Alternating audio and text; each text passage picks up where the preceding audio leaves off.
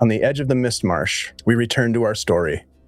In the aftermath of an uncannily coordinated lizard folk attack upon Blackwall Keep, at the northern edge of the Mistmarsh, Ozeric and his companions did battle against the raiders, drawing blade and club against them to pull their attention from the walls. Aderon and Stone led the charge, engaging a small band of lizard folk beneath the protection of magical silence before their presence could alert nearby warriors.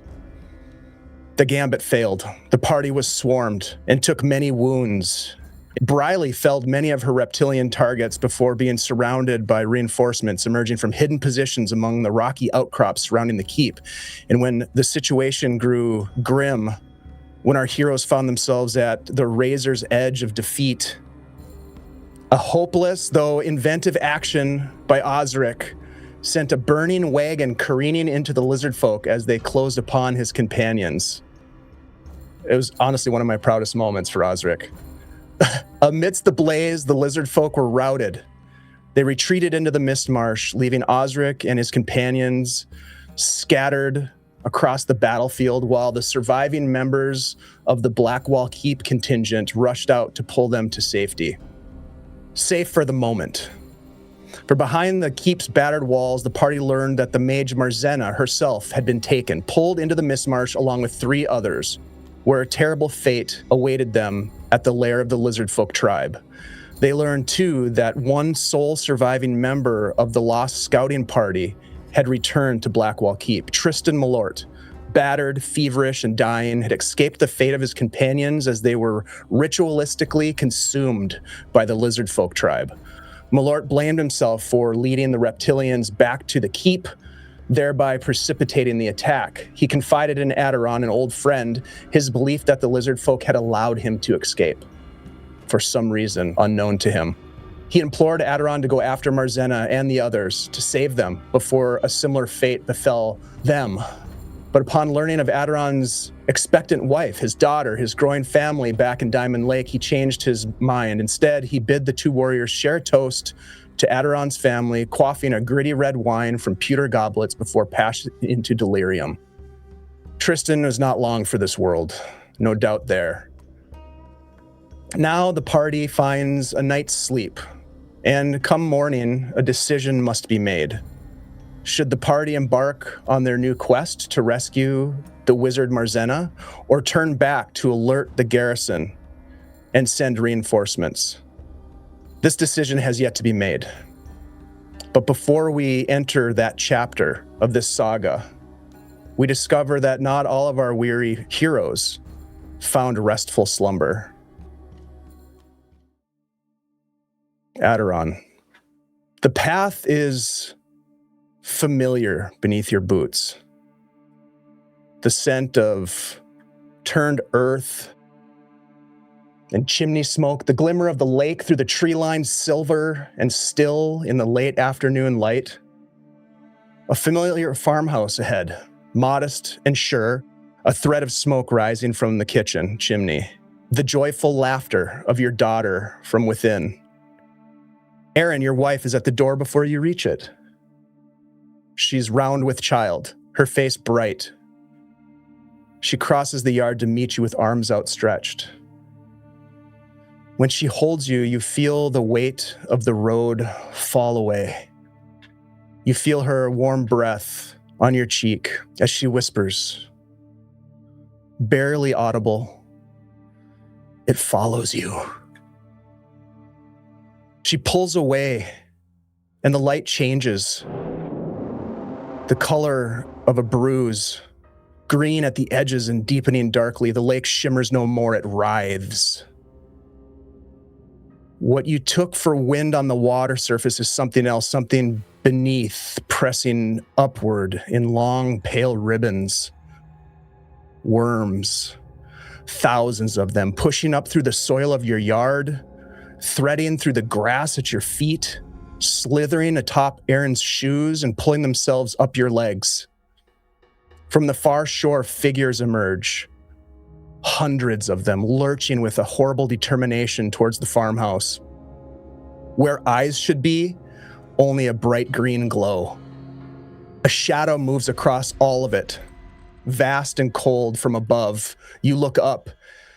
A massive creature of bone and rune and black fire soars above.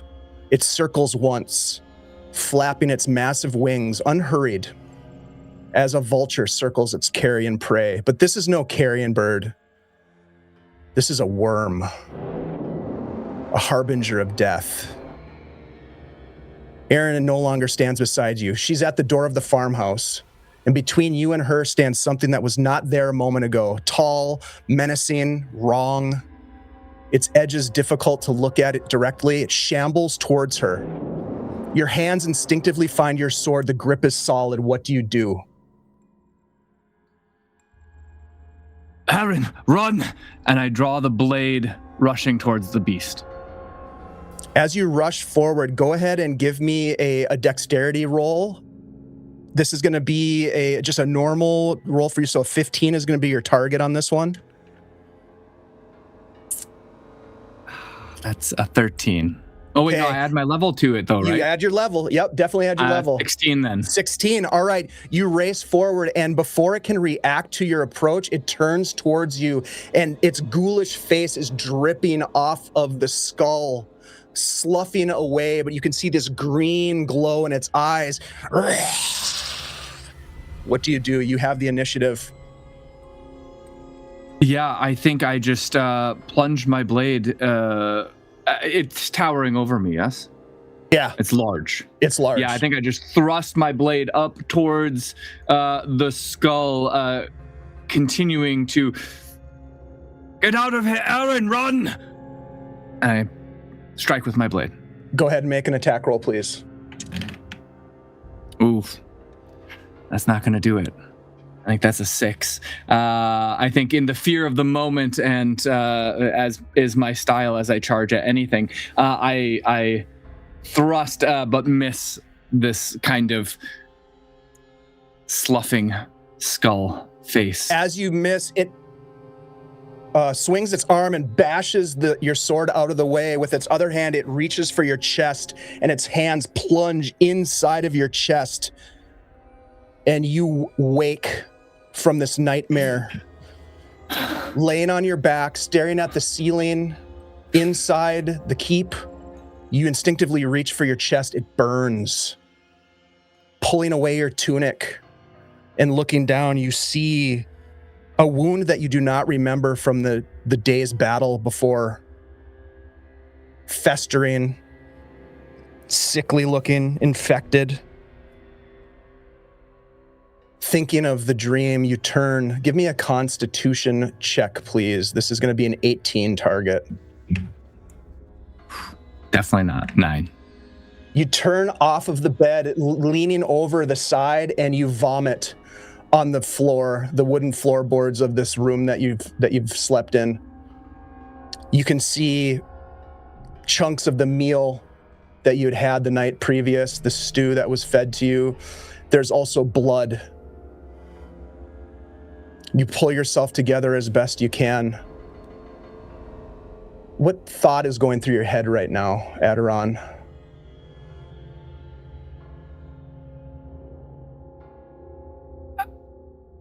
Must have been something the lizards had. Maybe the poison, the blades, the claws.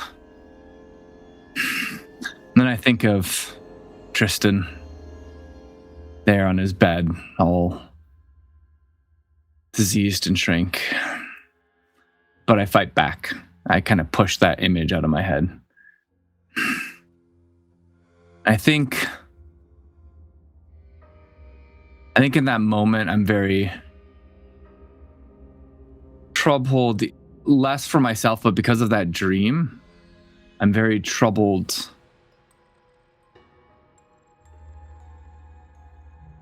I'm nervous now. I wasn't before. I'm nervous now about returning to Diamond Lake. Good. Because you should be. And that's when you hear on the door a fist rap. Oi! Time to get up. There's business to attend to. And as you pull yourself to your feet, gather your overjacket, and maybe your gear and move out into the common room, you find yourself amongst your companions who are already engaged in a conversation as they hastily scarf down a morning meal.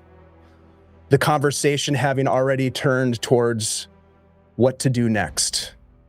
I was saying if Marzena's not here, we should head back to Diamond Lake. Ozeric pushes the food around on his plate. He's not that hungry, not as hungry as he normally is. And looks at Briley and says, I know this is a lot to ask, but I've been thinking about it all night. Well, I mean, a lot of the night. And there's something going on here that's bigger than what it appears. I was sent here to get Marzena from my master Allustan. Allustan is the smartest man, the most powerful wizard in Diamond Lake, and he needs her help to solve this issue that we're facing, this issue that is bigger than Diamond Lake, this issue that might affect the world. He thinks it's very serious, and if he thinks it's very serious, then I've seen things with my own eyes, and I don't want to know what they look like at scale. What I'm trying to say is that I think we need to get Marzena. I think what she knows is pivotal, and I don't think she was taken by mistake or by accident. We haven't prepped for a foray into the mists, though. No. It will be the death of at least some of us. You might be right, Riley, but if we don't, it could be the death of all of us. Doesn't mean we just have to run blindly in. Bit of caution, see if we can't find this Marzena relatively safe. Yeah. What Stone said. Yes, exactly. I don't know much about this marsh. It looks terrifying. I would imagine you know more than I do about this, Briley, but I think it's something we need to attempt, at least. Well, we have this, and one of the men who you've come to know in the last 8 hours is Breck Olin, who is now sort of taken over as the garrison command. Spreads a parchment out on the table, and it's a map of sorts. It does not have a lot of detail to it, but it has some features on it.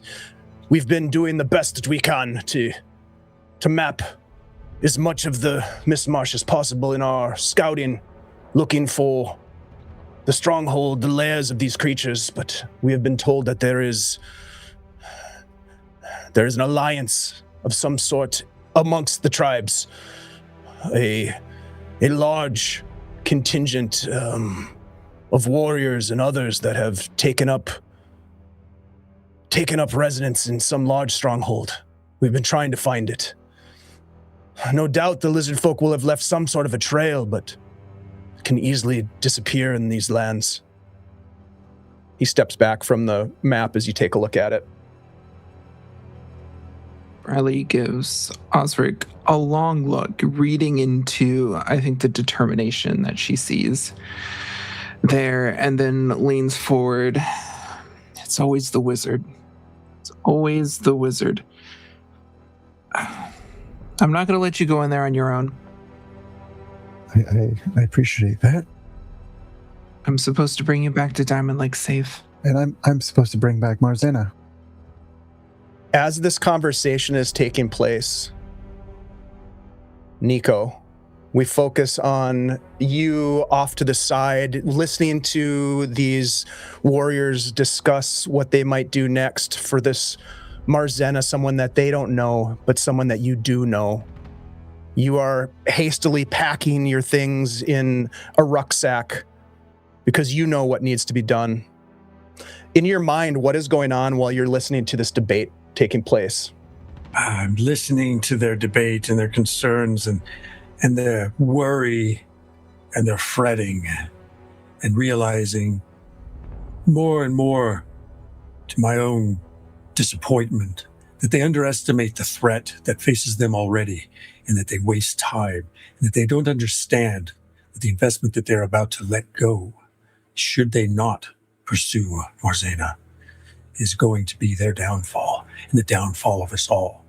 And they are not understanding the dire situation, though that wizard seems to understand some degree of it and is not loyal enough for me.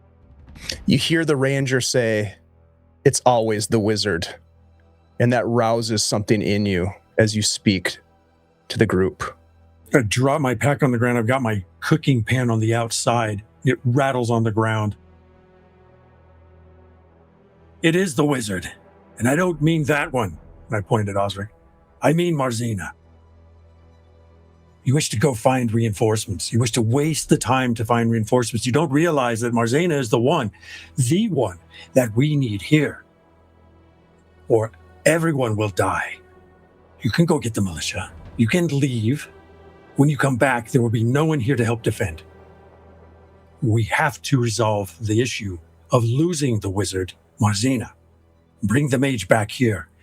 You think the lizard folk have not realized the weakness that we are here? It is the wisdom, it is the luck of this Ozeric, and I point again to the wizard, who got lucky with the burning wagon that crashed and scared them off for now, but they'll come back in force. And if they kill that mage, we'll have Allustan and none else to help us fend them off again.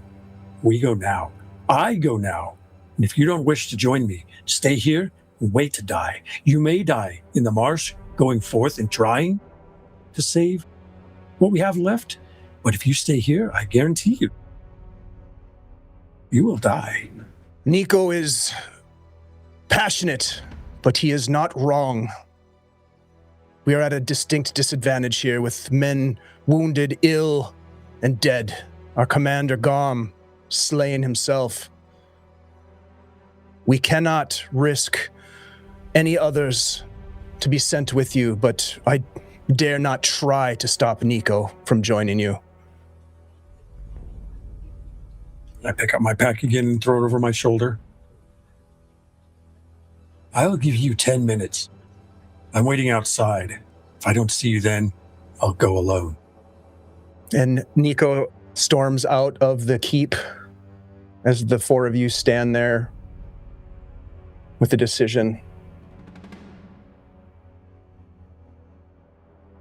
Well, looking at this map, is it one of essentially nearby territory of the marsh? Is it one that kind of extends throughout the entire depth of it to the far side? Or like, how extensive is this map? Just by looking at it, Stone, you can tell that it is rudimentary at best. Whether it depicts, I would say this, it's unlikely that it depicts the entirety of the Mistmarsh. More so a region of the Mistmarsh near this Blackwall Keep. The scale of the map is not really there. I mean, this was not produced by, professional cartographers with survey equipment and such that you might know from your time working with the Graysmere dwarven community and the mining operations that they have embarked on and surveys for minerals and such. This is a military expedition that is trying to track down what they have called savage warriors that have plagued the peoples west of the Mistmarsh, some of the farming communities that have sprung up as the Free City of Greyhawk has expanded its reach to outlying areas to provide food and to other resources for the city itself. So it's likely, that's a long-winded answer to your question, but it's likely a very simple regional portion of the Mistmarsh. Although it does have some trails marked on it and paths through it.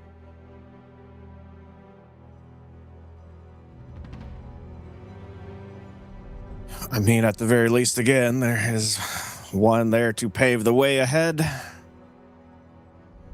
Can always follow behind. Best stay in a group. Yes, I would imagine we could track them, right, Briley? I mean, if there's a big group of them, they must have left some sign. It was quite a few of them. I should be able to track them even in the marsh. Even if their trails are starting to fade, I should still be able to track them. It'll be dangerous regardless. Yeah. Ozeric. Yeah. This wizard you're seeking out. Why? What do they know? In my time with my companions exploring the Cairn Hills, we learned of a place called the Whispering Cairn, and we explored it, and there were things in there that pointed to a danger that I had never been privy to, and well, very bad news. And my master Allustan thinks so as well. We found writings, script I've never seen before, script he'd never seen before, and these worms, that has connected to this somehow through this conspiracy. It's all connected somehow, but I'm not sure exactly how. But I know that this conspiracy, this Ebon Triad that we've learned about, they're trying to bring about some sort of apocalypse, and it won't be good for anyone. And Marzena knows something. Marzena she's knowledgeable about something that Allustan isn't. And he's the only one with her help that could do anything about this. All right. Well, I say we go. And as much as I want to head back, we have another. Seems determined, and a map. I can at least try and retrieve her. I appreciate the support, Adarin. You're looking a little bit peaked. Are you okay? I did not sleep well. Dark dreams. Maybe, perhaps, seeing my friend on the verge of death or battle. I don't know. But either way, if you think that this wizard can help end this, or help Diamond Lake, then I'll see it through. I definitely do think that. I don't think that this is unrelated to what's going on back at Diamond Lake, her being taken. I think there might be a greater hand in all this, and I think the stern lady has led me and put me in the way of death, and well, luckily it was their deaths that sated her yesterday, and hopefully that'll continue to be the case. Riley's right, though. We head into a place. We narrowly made it through the siege of the town, and now we move into a place we can't see our enemy. Well, for what it's worth, I'll guard you with my life, Ozeric. It means that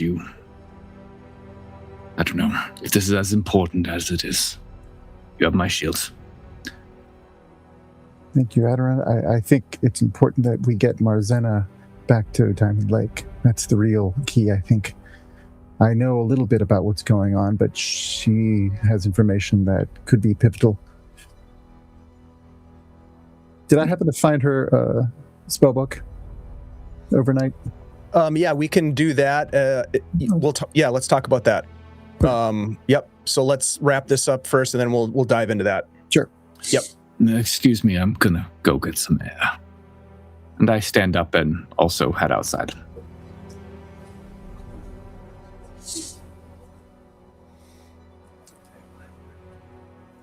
Well, Stone, Briley, I take it we're in? Let's hope us. This is going to be the death of us all, but it certainly seems that way. For Doesn't mean we can't leave if the going gets rough. No, I mean, if it's futile, then it's futile, but I think we need to give it a try at least.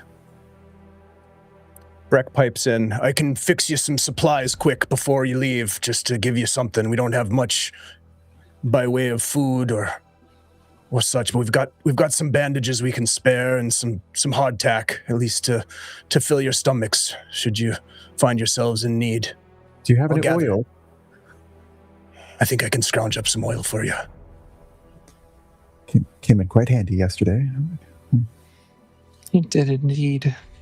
And you can I take don't this know if map as well as he rolls it up and hands it to you, Briley. Thank you. Don't know how much I trust our apparently new companion. I mean, he seems to be focused on Marzena, which is good. But Perhaps Nico is a good man. He is true to the cause. and he seems to know the area, so that's good, right? sure that he is. I worry about his anger. He was awfully blustery, and that in a situation like this may get us killed. Yeah, we're worried of all the strangers we've come across, and Brother Theovance was fine and well, gave us some good tidings. I expect this Nico might be a bit brash, but at least you know where he's headed. Always looking on the bright side, so like that. That's good. Briley, if things go poorly, I mean, if Nico's that intent on dying, then maybe that'll be just what we need to get Marzena to safety, or at least one of us to get the word back. I mean, more hands is better than less.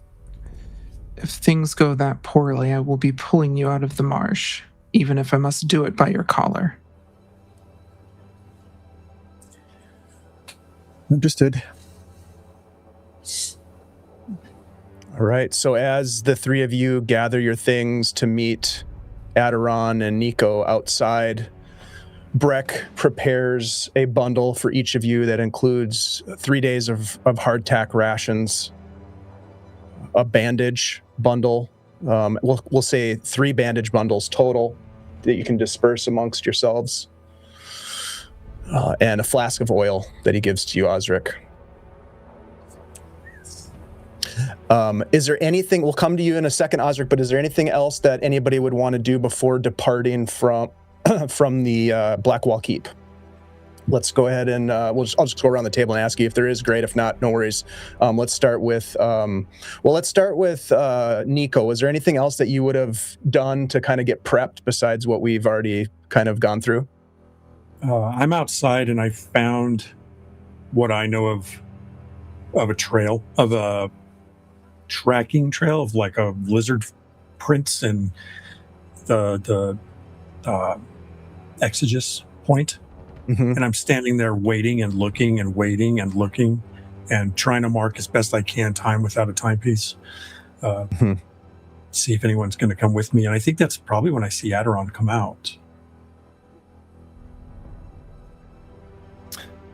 Yeah, I think Aderon comes out. Almost doesn't. I mean, like, you see him exit the door. He sees you, but almost immediately he just kind of looks down, and it just seems like in deep contemplation, kind of slowly wandering his way towards you, but seems extremely distracted. All right. I'll stand and wait. Eventually, He gets out to you, Nico, if you don't mind, Dave. This will also count as what I'm going to do. Yeah. And he kind of, after a moment of standing, like a long, awkward moment of silence standing nearby you, I think we'll come with you, if you don't mind waiting a little bit longer. No. I prefer the companionship. Well, I can't really do this by myself, but I'll try if I have to. I'm glad to hear it. This Marzena, did she know anything about worms?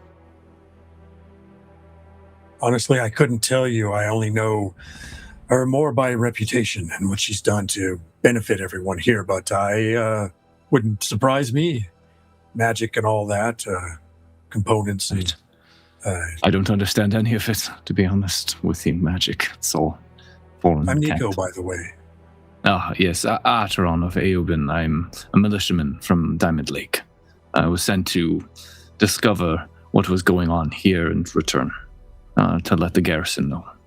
Well, it's good to know we've got another blade to help. Yes, could have used it yesterday, certainly. But heading into the swamp, it will be most useful. Yes. We'll need you. Oh, I need you as well. Yeah. I found the tracks. From here, I'm hoping that half-elf can contribute a bit more. Eyes is... These one. I mean, how can there's so many lizard folk tracks, but these are the ones that took Marzena. Well, they lead off into the... I'm assuming so. Yeah, I'm hoping that I found the right set. Briley, I'm sure, would know. Briley. She's quite good at this thing. Yes, our ranger. Well, anyways. Good to know that, yeah. Mm. Well, okay. And I look back towards the keep. I also look back towards the mark. As the two of you stand there waiting, we'll quickly go around here as well let's go to Stone next. Stone, is there anything else that you would want to do to sort of prep yourself for what lies ahead?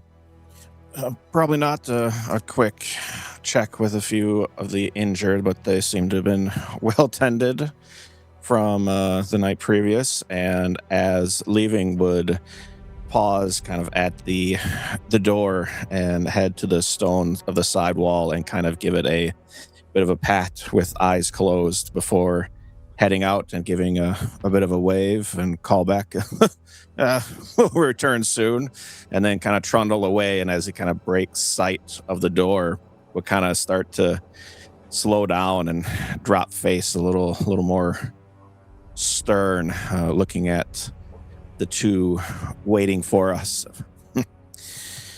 And the others will be here shortly.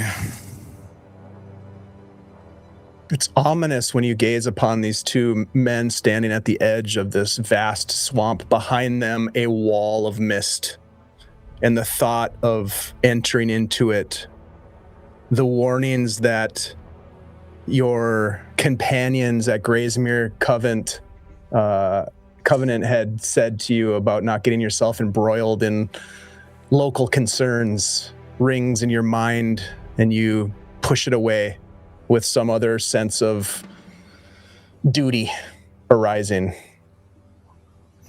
Kind of catching up to the others. It's Stoen Truvain. Here to help your wounds if we run into any. I haven't seen many religious dwarves before, but it's good to meet you. I'm glad to have you. I'm Nico. Now Nico, as he kind of glances about and pulls at the beard a little. You know these areas well. If to a degree.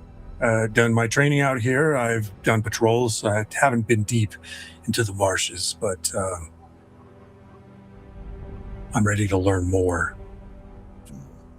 And then are you tied to this Marzena to be staying wherever she goes, or shall you be sticking around the keep after hopefully we get to return her to Diamond Lake? Why do you ask? Myself could am trying to get a bit south and could use a bit of help, like, maybe a bit of a trade for helping you out today. Let's see how it goes. Very well.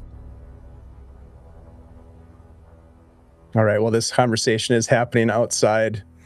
We'll go to Briley. Briley, as you're sort of gathering yourself together, you roll up the map. The others walk out. Ozeric is gathering his things. The man Breck kind of gently taps your arm, and he says, I know you feel quite a responsibility for these four. I do not envy your position.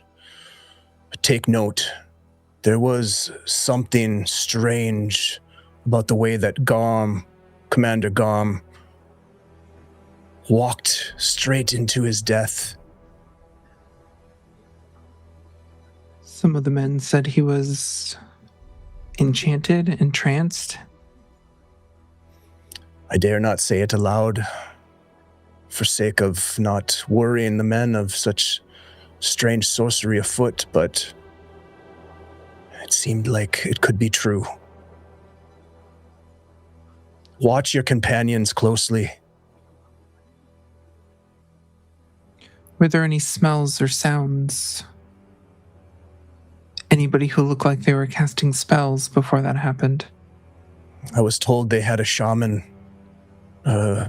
some sort of magic user, but I know these things are not my expertise. I saw nothing strange other than a horde of lizard folk attacking us. That in and of itself, such a coordinated attack. What is the world coming to? Is constantly changing for both good and bad. I think it'll be quite some time to see until we see how this all shakes out, and to which side of that coin it falls.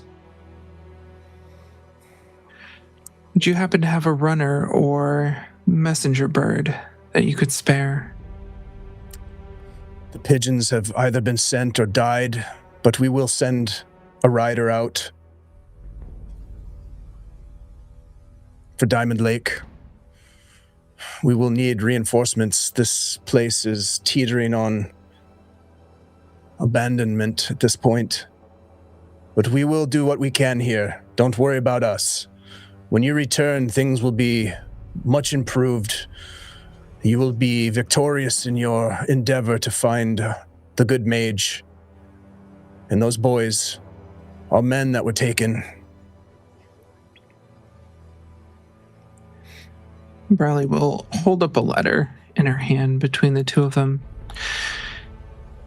If you have a soldier who needs to leave this place for whatever reason, but can't because they fear tarnishing their honor, I would pay handsomely for a message to be delivered either to Wavenair or the Genequil Valley. It's somewhat of a personal matter, but also a ranger-related one. Understood. I can make no promises, but I will see what we can do. First things first, reinforce the keep. Good luck, Briley. To you as well. He walks away after handing you the supplies that he gathered for your group. Is there anything else, Briley, that you would want to do before joining your companions outside? Briley watches him walk away for a moment, and as she makes her way out of the keep, her gaze lingers on each of the remaining militia members that are here. Because this keep is lost. It will be a miracle if it is still standing by the time we return. So she's taking a moment to remember and log the faces of each person that's here. And Those she'll make her way out as well. Those faces are weary, afflicted with trauma, with pain from wounds, probably some malnourishment of some kind as well, with the supplies running low. General despair for the loss of life that occurred in such short order. But you get a sense from Garm that there's still hope. Though, as you are well aware in your journeys, hope is often a mistaken emotion that is really foolishness. It has its place, but hope fled from here. days or weeks ago. It did. And you make your way outside. We'll turn to Ozeric. Ozeric, as you are gathering your things and making preparations, you had indicated that you wanted to take a peek at Marzena's chambers, correct? Correct. Yeah, he would have done that actually probably before bed, if possible. He would have been too nervous not to check that before bed. Okay. But anything he could gather, especially her spellbook, if possible, or anything she left behind. All right, we'll do a we'll go back to the middle of the night as you stub your toe on the doorway into Marzena's room. Holding a candle as you creep into the room. You can hear some snoring coming from various beds that are scattered about. You can hear the boards above your head creaking as guards are moving on the upper levels of the keep, probably to do shifts in the watch and such. People kind of on high alert and those trying to sleep who can.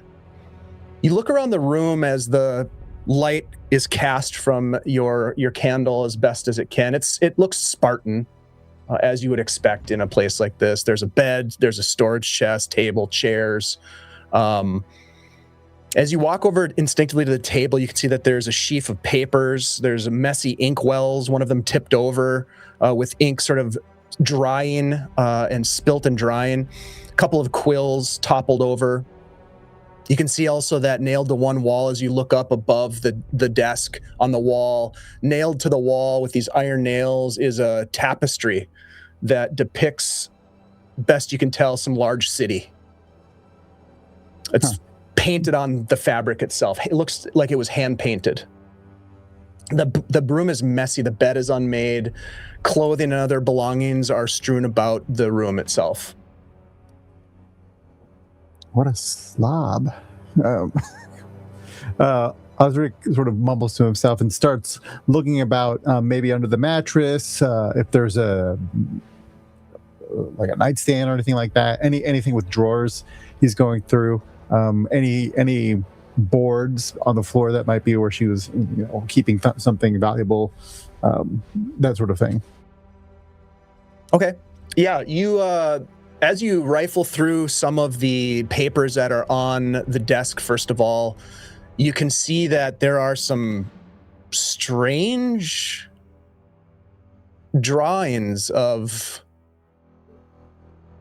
people engaged in acts of passion, hand sketches, risque in nature, numerous different contortionist-like couplings of human-like bodies. There are lists of phrases that are on separate pieces of paper. One poses a question: why did the captain send me to the Mistmarsh? And then provides an answer. Said I had a talent for wet work. Another one says, another piece of paper you hold up and read says, 3 months in the Mistmarsh and my boots smell like a troll's armpit. My sergeant says that's an improvement. And a third that you hold up that says, cook said tonight's stew is mystery meat. Last week it was frog. Week before it was frog. I'm starting to think the real mystery is why we're still calling it a mystery.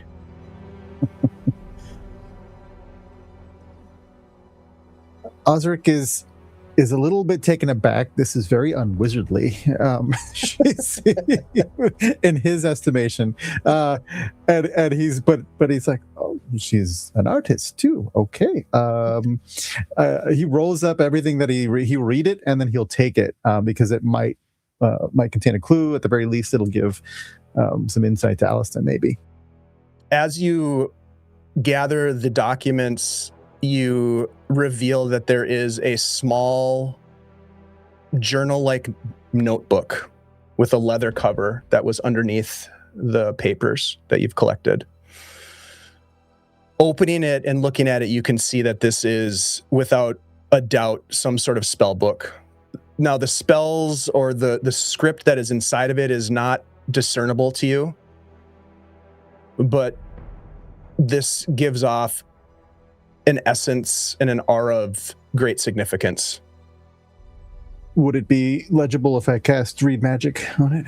You would have to cast Read Arcane Script. Yeah. Yep. And that would take some time. Yep. As well as trying to understand then once you're able to read it, what they are takes a considerable amount of time to do. But yes, you get the sense that this is one of or is Marzena's spellbook. Okay. I am going to take that because it might come in handy. Okay. And, So you're taking the risque drawings. Yep. You're taking the jokes, and you're taking the spellbook. Yep. Okay. Yep. It's a hell of a haul right there. Add that to your inventory. It's like the most valuable items that you've found so far. Basically. Especially those drawings. Mm-hmm. And a flask of oil. That's That's right. With that, he'll sneak off back to his room, and in the morning he'll be preparing. He's got that in his satchel, in the bottom of his satchel, but he's also got a bandolier. He's doing the sort of the Rambo-esque check with the bandolier over the shoulder. He's popping potions into the bandolier, especially the ones that he was able to identify from, and the one that we weren't able to identify from the necromancer's laboratory. Popping the potions for easy reach, and going outside. And the first thing he's going to do is summon Bertrand and basically fill him in on what's going on. You've got to be fucking kidding me. We're heading into the Mistmarsh, into that. And he holds up a wing and points with his wing. The Bank of Fog. The impenetrable Bank of Fog. You've got to be You let me speak. This is very, very important, Bertrand. You should know. Master Allustan wanted Marzena for a very good reason, and we need to do what we can to get her. Everything might depend on it. Everything does. It always does. If you've known Allustan as long as I have, Ozeric, you'll know that it always hinges on everything. It's his way. Still around, and he's the most powerful wizard in Diamond Lake, so it must be smartest man in Diamond Lake. Yes, we're all aware of it. Well, what's my role then? Your role, I'm going to need your eyes and ears to scout ahead as per usual and see what you can see. I mean, we don't have eyes up there other than yours, and that could come in handy. We are at a great disadvantage against these creatures. This is their home, and well, we need all the help we can get. And if we can get your eye view from up there, well, that would be something. Well, I'll do what I can, but I did notice that while you were taking a query of your companion's feelings about heading forth, you didn't allow me to cast a vote. What would you like to do, Bertrand? I'll take your vote now. I'd like to stay alive. That's for one. You're outvoted. I'm sorry. So, well, we'd all like to stay alive. That's Ozeric, you are likely to get us all killed. And he alights from your shoulder and flies over and lands on a rock over where Nico and Aderon and Briley and Stone are standing, waiting for you as you walk up to join them. What is that? This is Bertrand. It's a bird that talks. I don't quite understand it. He's my familiar.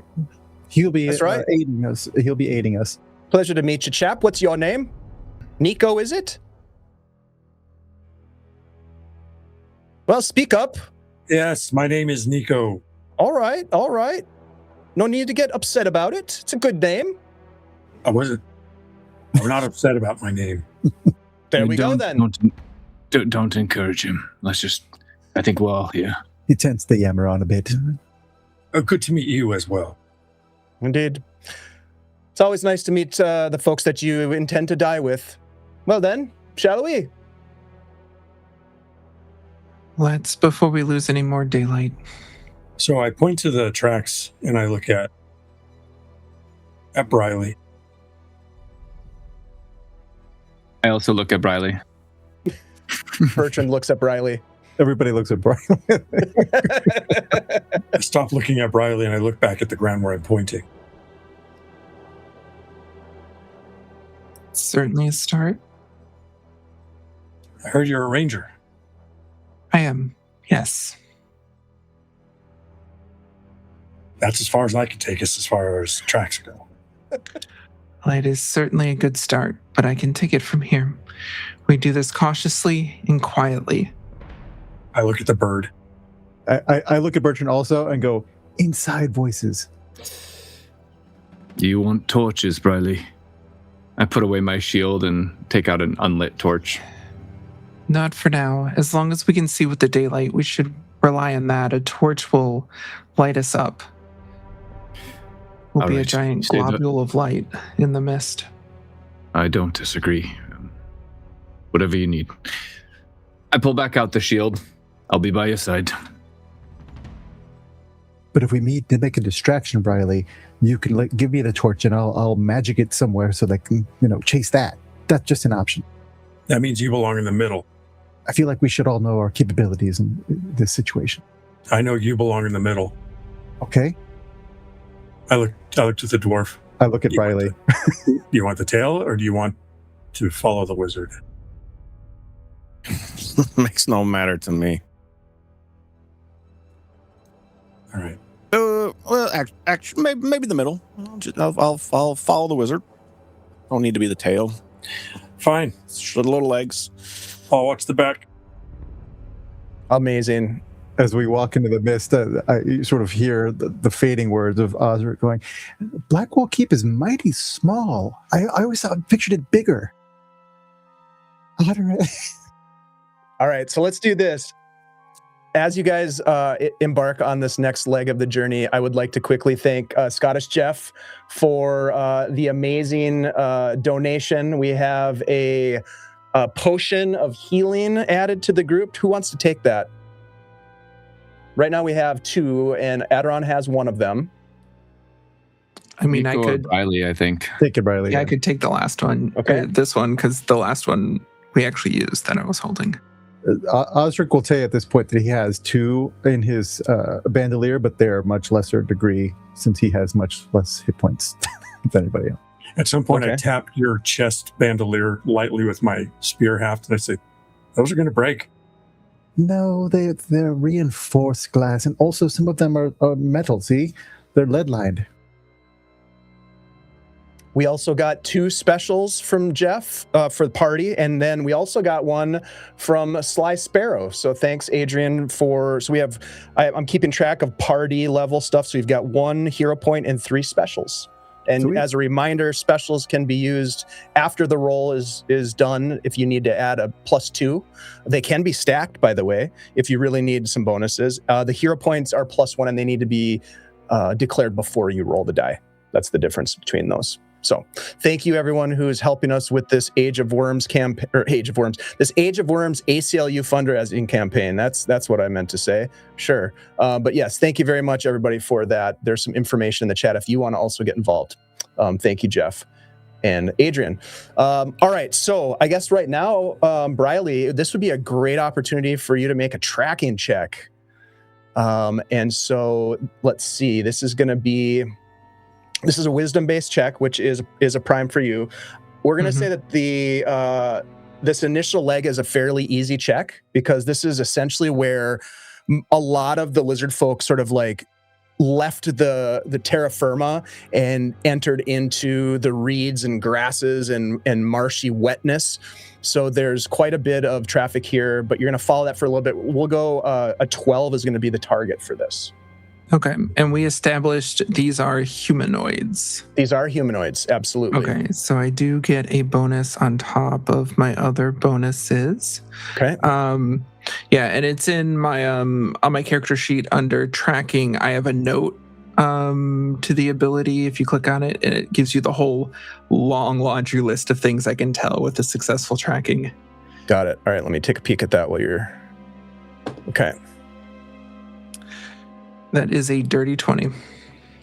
Hell yeah. Okay, that's a huge success. You see the path is matted down as numerous individuals, which you estimate based on the condition of the vegetation, some of the impressions into the mud, that there are approximately 18 to 24 individuals, many more than you even saw, which kind of gives you a little bit of a reality check of how dire that situation really could have been. I mean, it was dire as it was, but there were many more lizard folk hiding amongst the rocky crags and scraggly trees surrounding the keep. Nevertheless, there's like around 20 or so, you estimate. There's nothing really distinguishing because all of the tracks are like right on top of each other. It's like they funneled into the Mistmarsh here. And for the first, I will say, why don't you give me a D6 roll, Briley? Please. Absolutely. As Briley's walking, she's whispering. It's Aderon who's next to her. I think I see at least 24, probably. Armored like the ones we fought. That's a 1 on the D6. Okay. Dear God. That's more than I thought there was. Indeed. I didn't think so many retreated. Some more in hiding then. I think so. Heading towards an army. I expect there's probably more out there. I mean, they wouldn't send everybody they had. Right, and the shaman. The 4, 5, 6 dozen plus a shaman. We're going to have to come up with a plan. Something. Divide them. Something that hopefully works better than last time. The firmament gives way to mire. Lizard folk trail continues, partially buried beneath muck and reeds, swallowed by dark pools of water that stretch into the mist-covered gloom. The mist here curls low and heavy across the ground, muffling the world in a damp shroud. You get to points in the trail continuing to follow a pretty well-worn path left in their hasty retreat. Each step that you take threatens to overtop your boots, sometimes sinking into calf depth of sucking mud. The mosquitoes and the gnats find you quickly, hovering around your faces in clouds, crawling across your skin, biting and nipping to extract that sweet, sweet blood meal. Everyone, please make me a con check. I will go around the table and ask for your result in order here. We'll start with Aderon. Aderon, this is going to be this is a prime for you. So the number to beat is a 10. And you'd think I would be so good at that. That is a 7. Okay. So that's a fail. All right. Briley, this is going to be a 15 for you. That is 15 exactly. Okay. Let me know if this has anything to do with spell casting or poison, any of these checks that we do going through here. Got you. This is neither of those at the moment. Ozeric, this is prime for you, so 10 is your target. I rolled a 14 total. Okay, so success. Stone, also prime for you. That'd be a 16. Okay, success. And I don't have yours written down. What did you roll, Nico? I'm going to say real quickly, I've trained in this stuff, so when it gets mucky like that, I take my boots off and put them in my pack, and I wipe mud on my face and arms to help repel some of the bugs. I rolled a 19, and it is prime. Okay. All right, success. So, Aderon, you struggle a bit entering into this with the bugs crawling across your face, nipping and biting. You do take 1 point of damage from this. It affects your constitution a bit, but you press on, following your companions as best you can. You do take note of your companion, Nico, taking the mud and wiping it on exposed skin as a deterrent, perhaps. I think after a while of suffering needlessly, eventually I reach down and I grab a handful of mud and begin to wipe my face. And I think Briley, who's next to me, you just see me staring for a moment. I pause, I stop marching, I just look at the mud. And there's some like earthworms in the mud, and I'm just transfixed for a moment. Are you okay? And like my hands just slowly squeezing the mud through as I slowly squeeze down, crushing the insects. What was that? Are you okay? This is not the best place to zone out. Yes, I'm sorry. I'm fine. I'm fine. Bugs here are vicious. Here. I continue to wipe myself with the mud. Instead of that, use this. And Briley will hand out a small bundle of something that you see her wearing in her hair as well. It's cedar and witch hazel and a few other herbs that are bundled tightly together. And she hands you a bundle of it. This will work probably just as well, though not quite as nasty. Appreciate it. Sorry, I'm not really... I don't know these things. I go ahead and take it, putting some of my hair or like down my shirt line as best I can and lacing it through the chainmail and continue on. Before you stretches this vast sea of grasslands. You've got small banks of these mangaroo trees that grow high into the mist above that disappear, their canopies sort of disappearing. You can see sort of like that white disk of the sun through the haze. And while you are navigating Briley, you can tell sort of the general direction. You're heading in a southeasterly direction based on where the sun is located in the sky, and you're sort of clocking its movement relative to the planet as well as you do when you're wayfinding in strange places. You've got that sort of sense of, at least we have the sun to guide us. Jumping from root to root, scrambling over these massive buttresses that come off of the main roots into these sprawling root bundles. You make your way, continuing into the depths of the marsh. Briley, the trail becomes more difficult to follow. You get a sense that this group of 20 individuals, give or take, had at some point broken into smaller groups or had sort of dispersed or diffused into the landscape, possibly as a tactic to avoid the very tracking that you are engaged in right now, possibly for some other reason. It's unclear. But I do want you to make another tracking check for me. Mm-hmm. This is going to be quite a bit harder. The target for you is going to be an 18. Okay.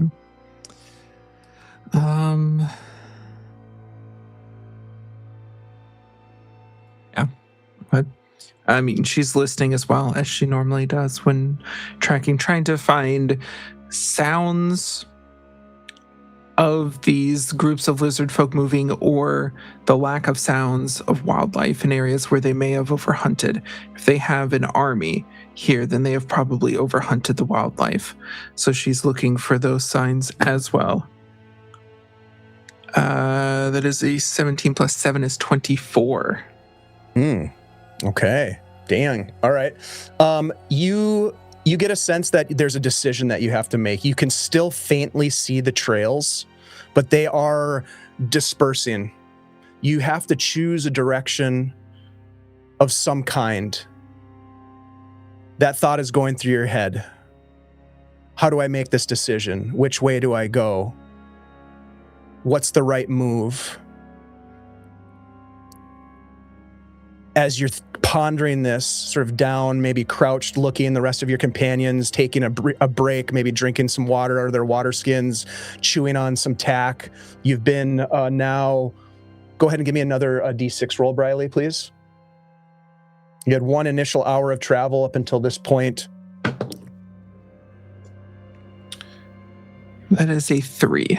So it's been about Right in the 4 mid. hours of travel at this point. So your companions are taking a like kind of a midday break to eat and drink some water, hydrate, such as you're debating what to do next. You hear something from up ahead, splashing, water splashing, unmistakable. And while you decide on which way you want to go with this tracking, let's go ahead and take our mid-session break here, and we'll come back to it and determine how we want to address the next leg of this epic journey into the Mistmarsh. Thank you guys for a great first session, and thanks to the chat for getting active and getting in there to help us with some donations to the ACLU. We are, of course, raising funds for the ACLU, and we appreciate it if you would help us out. Every $5 that you donate, we'll give you another chance to win a hard copy of the CNC Castles and Crusades Reforged Player's Handbook, a generous donation from our friends over at Troller Games. So thank you for that. We'll be back in just a couple minutes. Thanks everybody for hanging out.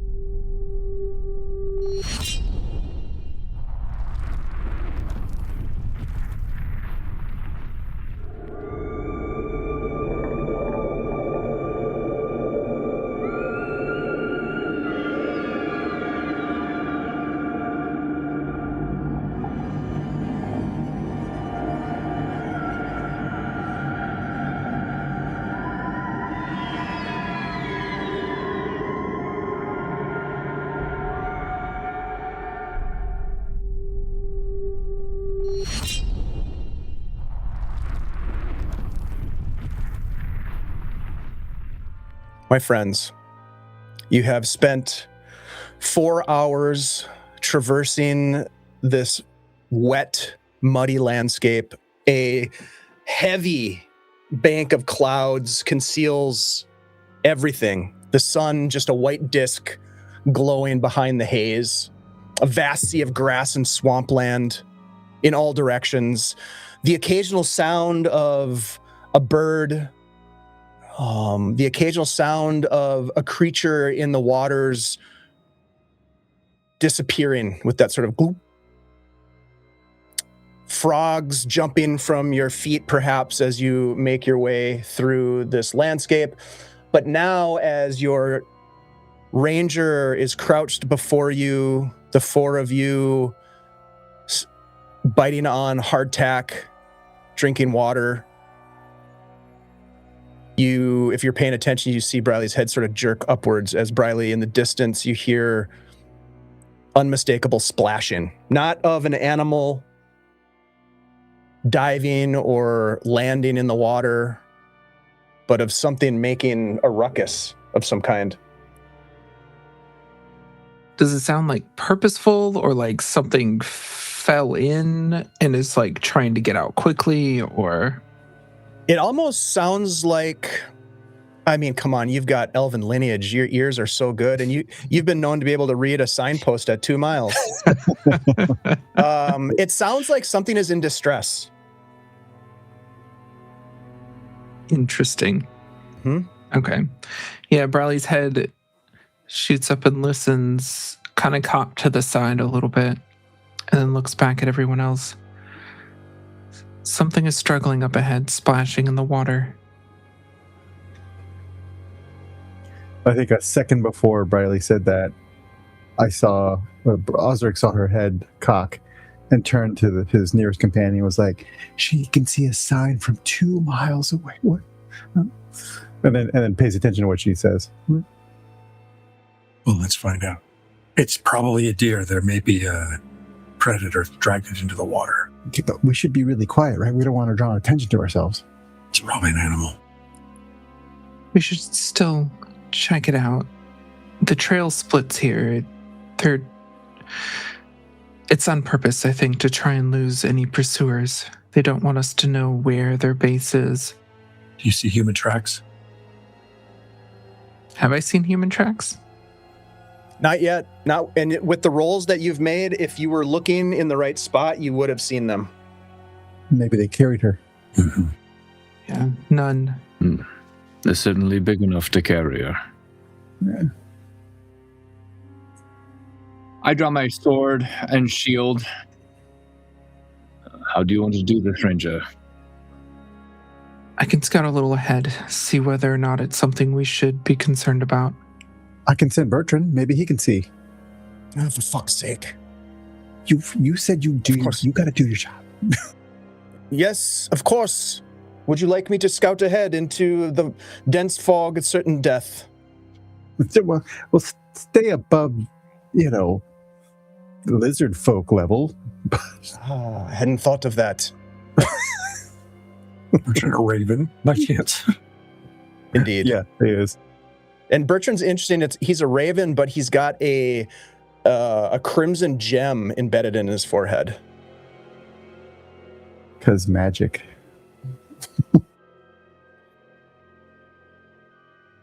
Well, somebody do something before it gets away or drowns or dies. Well, Bertrand at least won't be making sucking footstep noises in this mud. Bertrand, if you wouldn't mind, we would appreciate it. For you, Briley, of course I will. He alights off of Ozeric's shoulder and disappears into the fog. Ozeric, go ahead and give me a wisdom roll as your Raven familiar scouts ahead. I'm assuming you're taking the moment to look through his eyes. Is that correct? Yep. Okay. Yep. Nat 20, baby. Oh, hello. You guys are rolling hot tonight. Yes. Okay, so Ozeric flies in the direction that Briley indicated. Of course, none of you can hear the splashing. Briley, of course, being attuned and having some almost extrasensory sort of perception kind of vibe going here. However, Bertrand has great eyesight and flies towards that direction. Eventually, as you're gazing through this strange perspective, you can see that there is what appears to be a figure. They appear to be stuck in the mud, splashing, grasping, trying to pull themselves out of their probably chest high or chest deep, excuse me, in the muck, and they're trying to pull themselves out. There's a figure stuck in the mud trying to pull themselves out. Can I see what they are? Are they lizard folk? Are they human? They look to be human. Female or male? That's hard to say. Okay. Looks to be a human stuck trying to pull themselves out, making an awful ruckus. I'm going to brush forward and go ahead. I'm going to deliberately brush Briley. We should save them at least to quiet them down. From where Bertrand is, how far away is this person? Since I can't, Ozeric couldn't hear it. I think that would be really difficult to discern. Yeah. Yep. How long did he fly before we saw that? That could be a good estimate.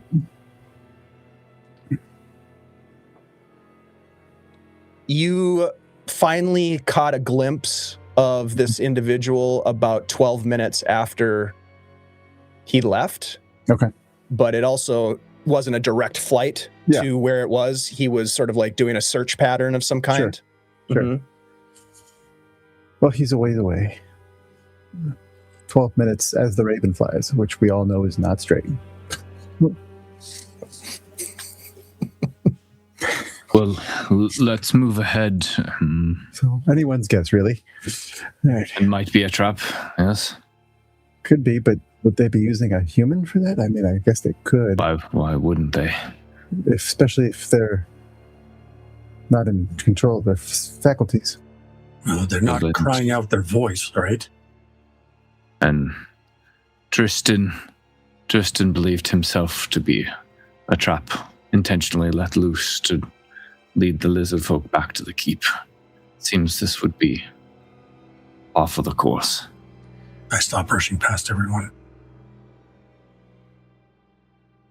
I didn't know that. That's what he said. I used to work with Tristan back in Diamond Lake. We served together in the militia for some time. Either way, I think that if this is a trap, it's at least in the right direction. I mean, that tells us that whoever we're looking for is that way, right? It at least gives us a lead. They've split into at least 4 groups here, and this is the only one that has any difference to it. Somebody else who was trailing them before may have seen the way they were going and tried to follow. We should watch for ambush. Nico, you can take the right, I'll take the left. Briley, you move up the center towards the splashing individual. I'll just have Bertrand circle, and if the person splashing does anything different, if it looks like they're just going like sort of clearly faking it, but if they're maybe we can discern that, maybe we can't. But I'm just going to have them sort of circle and see if anything changes in the time that it takes us to get to that spot. I've got my spear on my shield. I have an arrow notched at least, and as I'm moving forward, I'm looking for traps, because I am specialized in finding wilderness traps. Okay. Go ahead and give me a check for that, please. You are adept at this. However, have you spent much time in the Mistmarsh proper? Not a ton. I think we established it's been a few years since she's even passed through here. Mm-hmm. All right. And how familiar is Briley with lizard folk? Have we established that? They are humanoids, so I'm specialized. So that's why I have all the bonuses against them. And killing them. Just humanoids in general? Yeah, humanoids, Wow, that's crazy. and giants. Right? Is that it? Yeah. Humanoids Okay. and giants, including ogres and giants and the like. Wow. All right. Very cool. So yeah, this is going to be a little bit harder for you as you're making your way through here, but not terribly difficult given your specialties and such. But the target is still going to be a 16. Okay, and this will be wisdom, and I'll add. So I have a +4 for finding traps, and then my level is 3, so that's a +7. That's a 17, 10 + 7. Okay.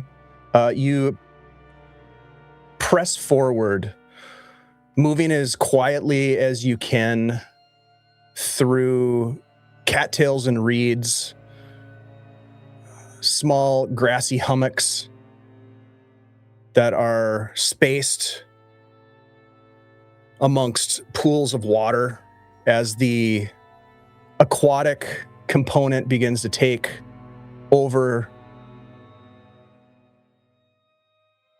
Are you intentionally trying to move forward quietly or not necessarily? Just trying to manage a forward momentum?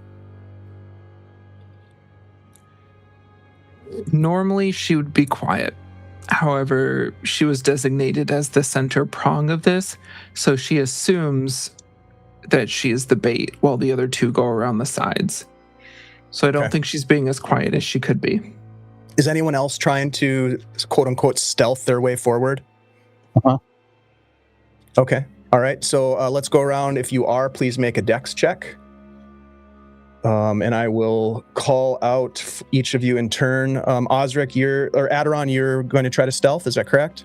I am not. No, Okay. I think Aderon is just pressing forward. I think even if he tried, he would not. I mean, with all these bugs, he's been swatting himself constantly, even with mud and this. He's doing the best he can. Yeah, and just the sucking of the boots and all of his equipment. Yeah. He's just pressing forward, kind of running up that left flank.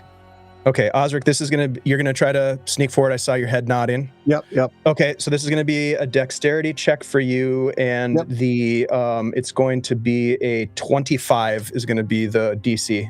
Okay, I got a 19. Okay. You are splashing more than you would like to be splashing as you're slipping off of some of these hummocks, trying best to stay atop them, but they sort of crumble as you step on them a little bit. What about Stone? Stone, are you trying to do some stealthing forward? Stone's trying to follow Oseric's lead. So since he is being stealthy, Stone would try to stick with him and be stealthy. Okay. That being said, roll the 5. Okay. Yep. It's not a natural one though. You do stay on your feet, so that's a huge improvement. But yeah, Briley, as you're making your way forward, your companions. It doesn't seem like a secretive approach is really working that well, and it's not surprising. This is extremely difficult terrain. It's not for some of them, it's not for lack of trying, and for others, there's just a sense of weariness that is inhibiting their ability to sneak their way through this terrain. It's very unforgiving. Anybody who's ever had to traverse a marsh knows that it's very hard to do that quietly, unless you're moving extremely slow. But nevertheless, you move forward. Your instinct tells you, Briley, and probably Nico too, that whatever lies ahead has probably heard your approach. At least that's a safe assumption to make at this point.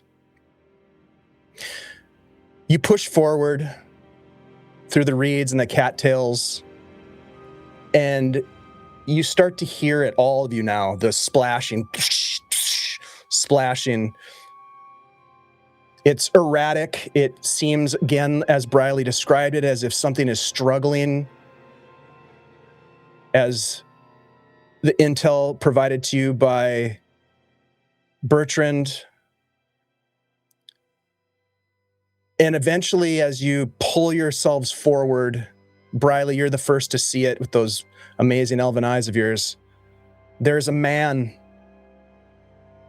half submerged or more, submerged to the chest in a black pool of muck and almost a bubbling.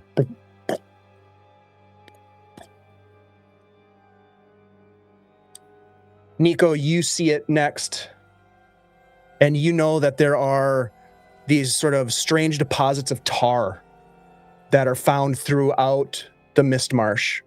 There are some who say that they could be harvested and used, and in some cases they have been used for shipbuilding, coveted almost. There are some merchants and business folk who have visited the keep over the last 18 months, looking for opportunities perhaps to leverage the toehold that the Free City Militia has made on the edge of the Mistmarsh as a way to set up a business endeavor. Rich business people from the Free City and such. Not something that you were ever that interested in, to be quite frank, but you do recall the discussions of the value potentially of these tar pits. But nevertheless, you see this bubbling tar pit and interspersed with vegetation, broken branches from shrubbery, as this man is grasping for anything that would allow him to get Perched to pull himself out. How far off the bank is he? There's really no bank. Essentially, like, you guys are walking through this wet, the water is probably knee height. There's vegetation coming up, obscuring vision of some things. And as you come up on the scene, the vegetation sort of like gives way, and it's almost like there's a small pond that there's not much of a defined bank to it. It's just like a continuous gradation from where you're standing in, which is a little bit more manageable, and what this individual has found themselves in. You are probably from the edge of where the vegetation dies out. You're probably a good 30 to 40 feet away when you spot it.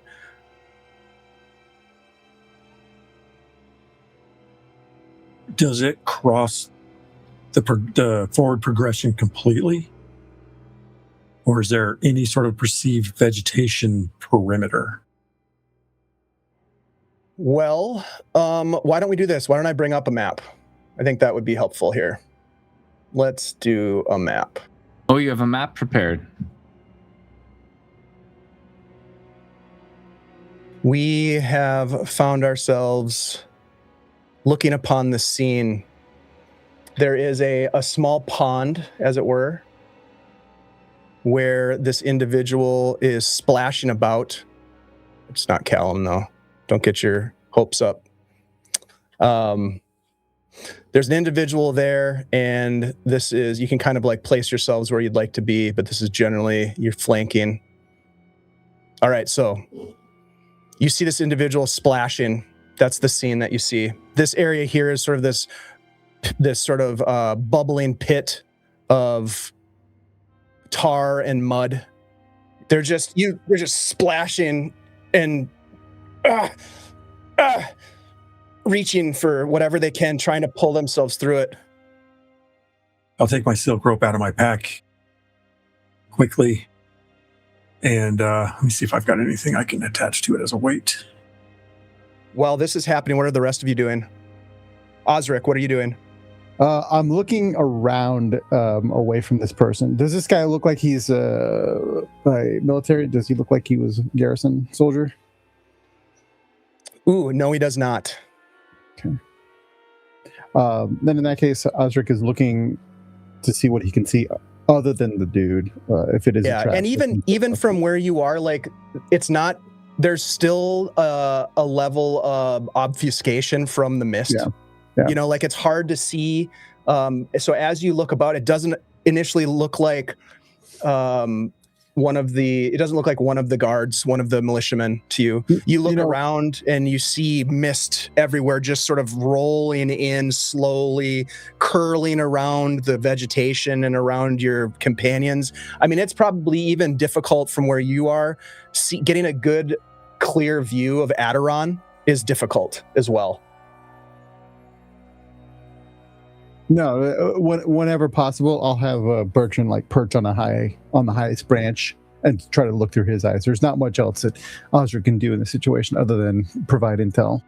Sure. So there is a tree. We got to get a token for Bert from Bert, but there's a tree right here that he could perch on. That's on a little bit of a. There's like a little bit of a rock knob here. Yep. Dead trees especially are good because they don't have any foliage to get in the way. There are no live trees here that you can see right now. You've entered into a very wet part. The mangaroo trees that you were sort of like climbing over the roots and the buttresses and stuff, those are behind you, and this is more of a wet, almost lake-like vibe to it. All right, so he perches up on that. And Aderon, how about you? What are you doing while Nico is looking through his gear for a rope?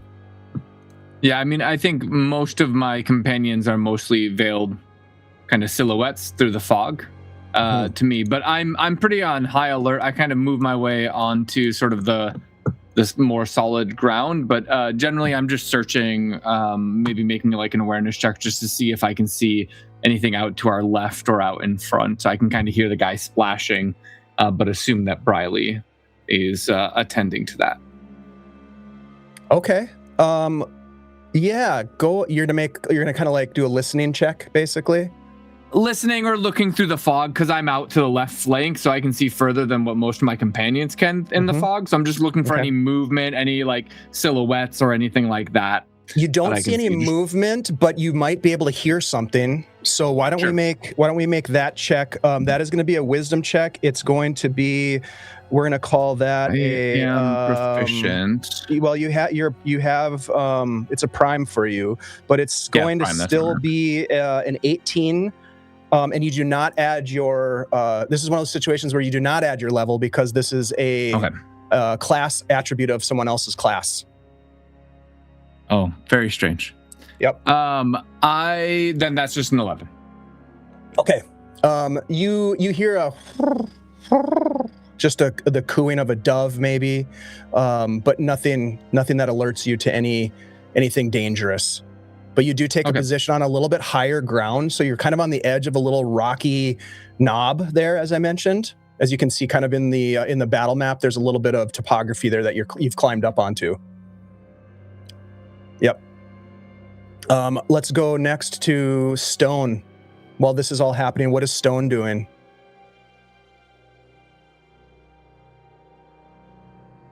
I think you're muted. Stone was looking like between hearing the sound up front, the call for rope, but doesn't want to leave Ozeric kind of alone at the tail. Might kind of encourage him. Maybe get a little closer there, Ozeric. We're not very helpful back here. Ozeric turns towards Stone with his eyes closed and goes, I am closer. Not physically closer, and Frick just kind of mutter under his breath. I have a small shovel in my pack. Would that seem is that able to be like tied in the center and thrown, or is it like one where there's no handhold at the end and it might like slip off? I think you can decide on that.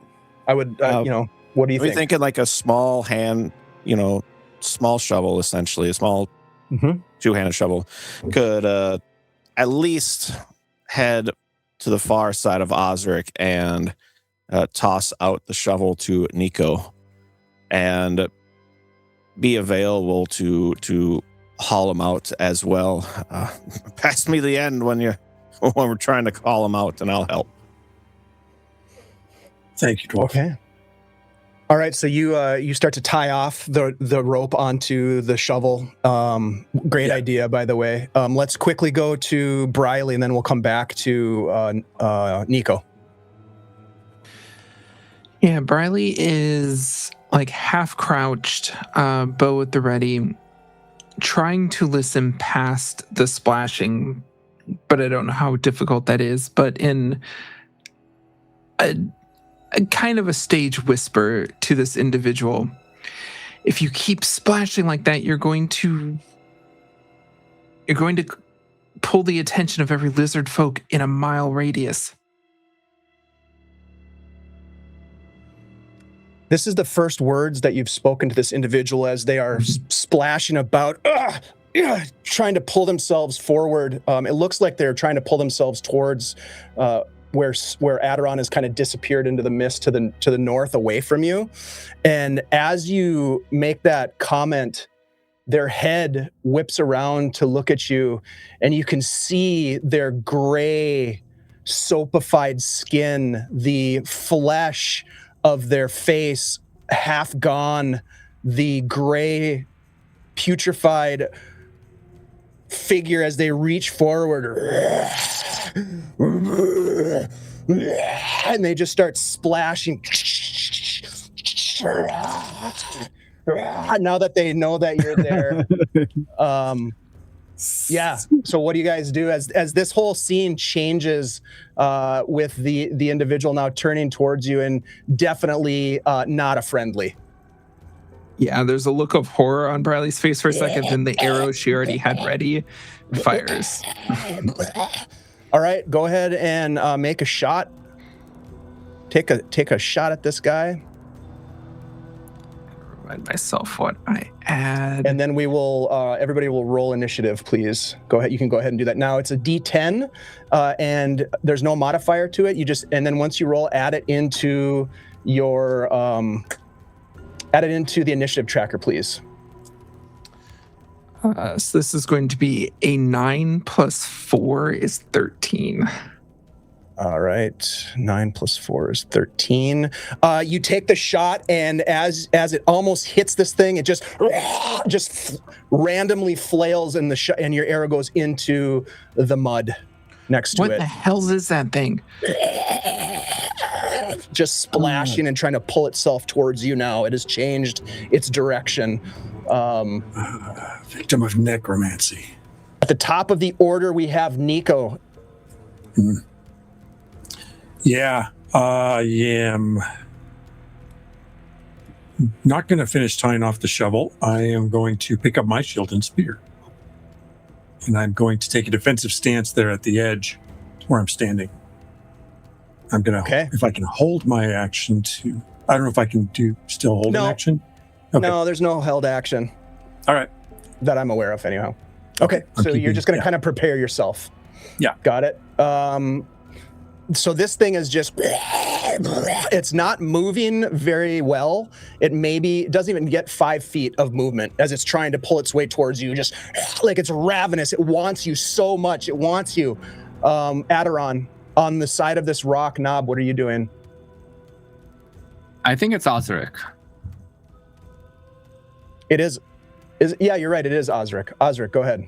Thank you. Same as before. I'm looking through Bertrand's eyes, and his enhanced vision has zoomed in on this creature's face suddenly, and Ozeric is appalled at this undead. That is a verboten thing in his religion, but he is focused now on looking around for others of that type.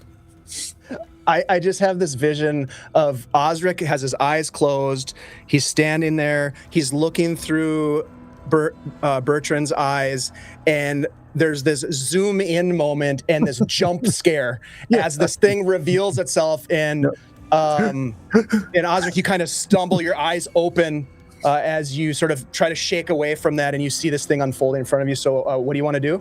I want to look around for any others of that type, or Sure. if this thing might be attracting anything else. You look around, and the fog is rolling in. It's thick. You don't see any, but they could be anywhere. Shit. Now we'll go to Aderon. Yeah, I think Aderon isn't necessarily, because he's a little bit of a distance from this thing, with the splashing going on and what I imagine is increased flailing. I just assume that they're working to get this individual out, and I'll kind of move to like the center of the more solid ground, where I just kind of crouch down a little bit, not wanting to get too far from the team.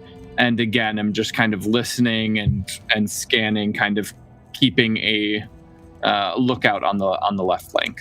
Okay, you can give me another listening check if you'd like. It's going to be 18. You don't add your level on this one. It's wisdom. That's just 10. Okay, yeah, you are taking an overwatch position, essentially. The visibility is terrible. As you've gotten up a little bit higher, not only are you looking horizontally, but now you're looking through at a diagonal, and there's that mist is compounding itself in terms of obscuring your view of your companions. You can definitely make out this ghoulish individual just splashing and ravenously pawing at the mud and the tar, trying to pull itself forward. Let's go to Briley. With the curse at the first arrow missing, Briley will quickly pull another one from her hip and fire again. Okay. Actually, I'm going to, before firing, she kind of stumbles / strategically moves back in front of Ozeric, making sure she stays in between this thing and Ozeric, and fires. That is what do I have? +4, so that's a dirty 20. That definitely hits. Go ahead and roll damage. Awesome. Is this a humanoid? This is. Awesome. So I'll get 3 extra damage on top of a 7. That is 10 damage. Okay. Okay, you take a shot and it hits this thing right in the skull. Goes into it, and it sort of like recoils, and its head kind of falls to the side, but it continues to pull itself forward. Its head not moving anymore. It's still making gurgling sounds. That really should have killed it. Anybody got any ideas? Toss your flame to the pool. I have holy water. Ozeric pulls out a vial of holy water. As you consider all that stone, what would you like to do? Stone kind of recoils at the revelation of what this is, and will fumble for his pendant of an iron goat beneath his beard, and will have pulled it out to hold, and now be a little more panicky about what we're facing. But nothing really ready up. Keep an eye behind, but that's it. Okay. Let's go ahead and roll initiative for the next round. We roll initiative every round here in Castles and Crusades world. And I rolled a 1.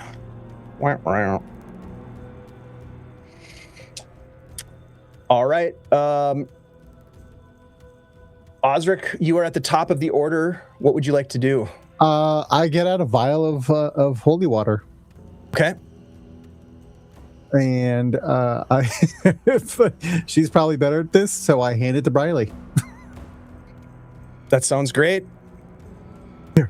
Use this. As you're doing that, Nico, it's your turn. What do you want to do? I'm going to trade my shield and spear for a torch. Okay. All right. And I don't know if that's all I can do. What do you want to do with the torch? Do you want to I light want it? to light it when I get a chance, yeah. Okay. Yeah, we'll say that you can pull the torch out and light it. I think that's fine. Yep. Okay. So you pull out a torch. Let's go next to Briley. Briley, Ozeric hands you the vial of holy water. I can certainly try. With Ozeric handing that to me, does Ozeric have enough of an action to lash it, attach it in some way? It doesn't have to be tight, just some way to an arrow, or am I going to have to throw this thing? You want Ozeric to attach it to your arrow? I'm assuming my action would be firing it, so if Ozeric can, so that just would be wonderful. what would you like to do? Let's not worry too much about that. You want to basically attach the actual vial to the arrow itself and then fire the arrow with the vial attached. Is that what I'm hearing? Yeah, because he's close Okay. enough that Yeah. with a longbow, I should be able to. I think you can do all that, whether it's with Ozric's help or not. I think that's Okay. fine. You know, you're pretty adept with this bow, and you've probably done things where you've lit your arrows on fire and shot them before, and you've got little pieces of leather and things like that, ties that you could pull right off of your belt and tie it on. So yeah, I think so. It's a little. I mean, it's heavy. Like to have that, you're gonna have to adjust the shot a little bit. But yeah, let's go ahead and let's see if we can make this happen. We'll say that it confers a -2 penalty just because the weight is weird. Okay.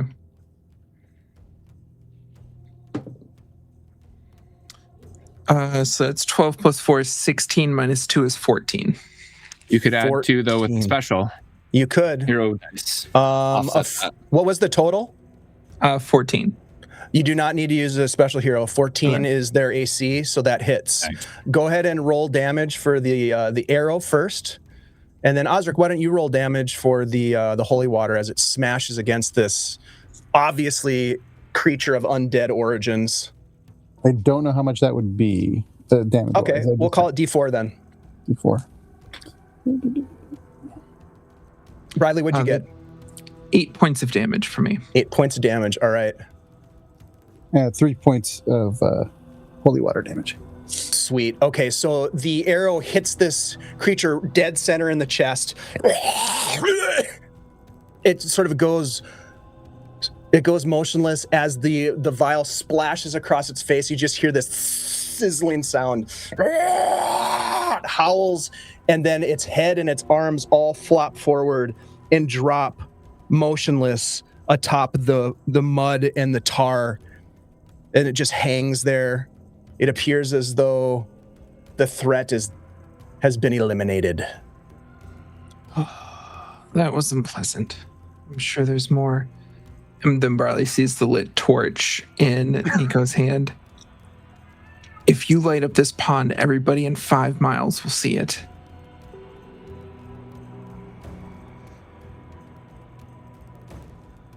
Well, I was anticipating there might be more, but I'll sniff out the torch. Before you put the torch out, it provides enough illumination to cut through some of the mist that has gathered in this low area. And you can see some interesting things as you look back upon this motionless monster. First of all, the armor that it appears to be wearing looks like it has not been affected by the elements, whereas the clothing, the body, has been significantly deteriorated. Look there. I pointed the torch. Look at that armor. Oh, that's hallmarks of magical armor, I'd say. Yeah. Mm-hmm. We found some in the Whispering Cairn, much like that. Is it worth pulling out of there? Yeah. It is to me. Here, hold my torch. Is it beer shaped? Yeah. In a Cosmo glass. I'd like to try to rig up that rope again as a Yeah, some sort of a you hook. can. Yep. Yep. You can tie it around that shovel that Stone gave you.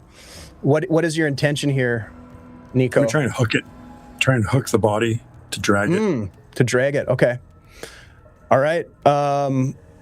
Yeah, I like this. Let's go. Does anybody else want to do anything while Nico is preparing to do this? I'll be listening to see if there's any more of those things or if we attracted the attention of anything else. So listening for approaching sounds. Ditto. I'm going to go back into Bertrand's eyes and ears and see if anything, like Riley just said. Also looking to see through Bertrand's eyes if he sees any other local birds. Likely a cooing pigeon. I heard that, yeah. Something. Or a yellow-breasted nuthatch. Probably a marsh wren. Briley, go ahead and give me a listening check, please.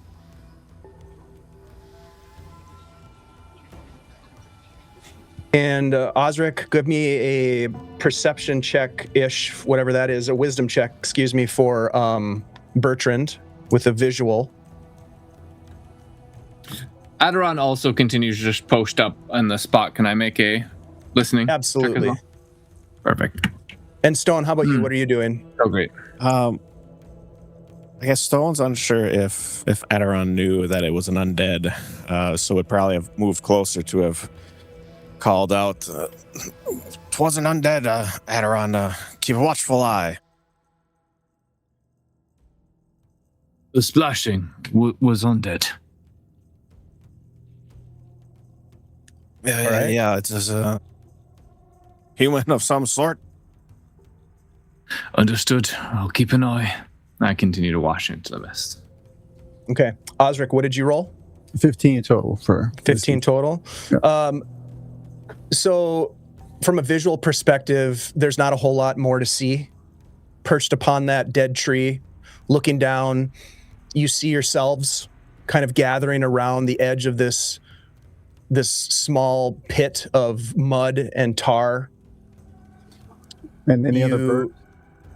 You hear no other birds, and you see no other birds. The mist is far too dense here to really see very far, even with enhanced vision. Nico, you're rigging up this hook. Does anybody have a grappling hook in their inventory? I just might. Because that might work better than the shovel situation. Yeah, I thought about that. I don't have one. No, I do not have one. Okay. All right. So you use what you have. You can MacGyver this thing. All right. So you're working on that. Briley, what did you roll? Not great. I rolled a 12. Okay. The only thing that you notice is that the birds have gone silent. There could be a lot of different reasons for that. Possibly the commotion that just was put down by you and Ozeric and your companions. But it doesn't really provide you with a ton of insights. Aderon, how about you? Oh, you know me. I rolled a 4. Similarly, you notice the cooing of the doves has died out and is no longer obvious. Stone, remind me what you were doing, sir? Warning Aderon to keep an eye out that what the enemies were. Fair. Okay. All right. That sounds good. Let's go back to Nico. Nico, you get this rope fastened to this shovel, and you kind of wind up and you pitch it out, trying to hook the creature as best you can. Let's go ahead and do, I think this is going to be a dexterity, because this is kind of a finesse thing. You don't have the best tool, like it's not the right tool for the job, it's what you have. So it's going to be a little bit of a challenge for you. Let me just think about this for a second. So I'm going to add +8 to the challenge. As a dex, this is prime for you, so it's going to be an 18 is going to be your target. Do I add my level to this? You do. Okay. Because I have no modifier, so it's +3. Oh, it's almost a 19, but instead it was just a 3. Okay, so the first try, you throw it and you don't hook it. You pull it back in. If anybody wants to do anything else while this is happening, let me know. Otherwise, we'll go for a second attempt. Okay, go for a second attempt. This is going to be slightly easier now. You're sort of like trying to get it figured out. So it's going to be a 16 is going to be your target this time, instead of an 18. Come on, Nico Paulo. That's 16 with my modifier. Okay, so the second huck, you throw it out and you start to pull it back, slow, try to hook the cloak or the straps around the armor as best you can, and you hook it. And you try to pull, and this motherfucker is stuck. Somebody help me. Someone's right there and would give a hand. You don't want my help. Okay. So the thing about this stone is I understand it, and we were taught during training not to step in it because it's worse than the muck. It's worse than a bog. I'll be behind you then. Does anybody else want to get in on this assist opportunity? While they're doing that, I will try and find, because this was one of the trails, so I'll try and find where the trail continues. Okay. While they're doing Go ahead and give me a tracking check. While that's happening, I would like Stone to make a strength check first. The results of this will either aid or hinder Nico's attempt here, and as a strength check, this is going to be just a normal check for you, which I guess for you is 15. Oh, 21. Very nice. Okay, so Ty, you're going to basically get a +2 on this roll. So you're going to make a strength check. This is going to be, let me just double check this. So the help is successful. That gives you +2. It's still going to be a difficult, so it's going to be a total of, for you, let me pull up your character sheet quick. You are prime, so that's good. So it's going to be a 16 total. All right, and I got a +5 with no +6 with the help. Yep.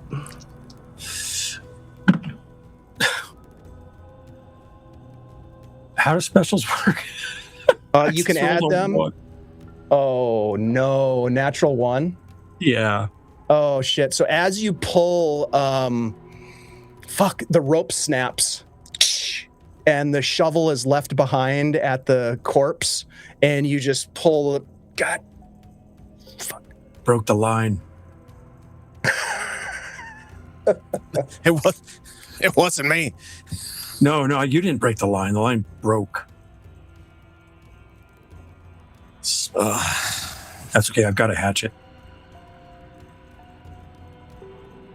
I mean, it's a hammer hatchet, but Yeah, this is still worth attempting to retrieve whatever this is. It's magical armor. Mm-hmm. Well, can't you do any magics to help out? yeah. Anybody know any magics? I could, but it wouldn't do much good if it stuck real good. It only has so much strength. What about forming a chain? It could help you place the edge of the blade securely, though, potentially. If you're thinking what I'm thinking. You could carry out, because here, I take out my hatchet. I've got a hammer that's got a blade, a hatchet on one side and a blunt end on the other. I prefer not to lose this. Well, I could hook it real good for you, and it's, all right. Let me tie this off. Tie it off and try the hatchet hammer. And if the hatchet hammer doesn't work, forget it. All right, well, Pull the save. tie another rope to that thing. And then are you going to assist? I will Magi's reach it over to the body. Okay. With that magical assistance, you're able to get it really secured. Got a nice tight knot. You've got a secured hatchet. Go. Let's go ahead and let's do that again, Stone. Let's start with you. Paul had to go. Oh, okay. 16 is your target. Oh boy! All right, here we go. That's only a 10. Okay, so you won't get any assist on this, Ty. All right. It's still 16 for you as well. 16 plus 4. Plus your strength modifier and your level. Oh, well, that's a 2. I'm getting better. Wow, that's It really is rough. that. It's 200%. Better. My total is 6. Oh my god. Okay, well, with a 6, it just doesn't seem to want to budge. Yeah. Can you unhook it so I don't lose my hatchet? We need to continue. We're sitting ducks here. You wanted it so bad. Let's give it one more pull. One more pull. pull. One more pull. One more pull. One more pull. One more pull. All right. Does anybody else want to help with the pulling? Everybody. I think I would hinder. I've done my part. All right, Stone, let's do this. 16, let's go. Worse, 9. Okay, damn it. All right, Nico. 20. Dirty 20. Nice. Heyo, there we go. You and Stone pull with all the might that you have. One more try, and you hear this sort of like pop as the top half of this creature snaps off of the legs that are still embedded in the muck and the tar as you pull it and drag it across the bubbling tar pit. As soon as he hears that, Ozeric turns to the Briley and says, "That sounded like a vertebrae. That was definitely a vertebrae." Snapped. I will take your word for it. Mm-hmm. You reel in the lunker. It's nasty stuff. Yeah. Yep, and as you pull it forward, it is this hideous visage of some sorry adventurer or scout or hunter or surveyor or something. You're not sure how they died. It doesn't matter. The fact that they came back as an undead creature, which, by the way, I think some of you might have heard some premonitions of ghouls being noted amongst the Mistmarsh when you were at Shank's Rest. There was some discussion of things that were afoot, as it were. In this case, not too many feet left on this guy, but you pull him in and he's got this leather armor. The leather armor is dirty, but it looks to be in extremely good shape. Also, there's enough of his midsection that there is a belt, and upon that belt is clipped what appears to be a mace that also looks to be in fairly decent condition. Oh, that's a bonus. That's very nice. Ozeric, what do you make of this? I would definitely say it's magical. In my expert opinion, that is. What do you guys Stone, do? Are you partial to maces? Stone. I mean, at the very least, I can hold on to it for now. Could come in handy. I doubt I could lift it. I'm going to pull the leather tunic off. Okay, it's gonna take a little bit of time to do that. It is disgusting. You're gonna have to doff this thing off this dead body. You pull first. The mace is easy to grab. You pull the mace forward and look at it. It is, despite the mud and the tar upon it, there are engravings along the shaft that appear to be dwarven in design. You're not sure what wood it's made out of, but the wood is in amazing shape. For an item that has been submerged in tar and mud, it appears to be in extremely good shape.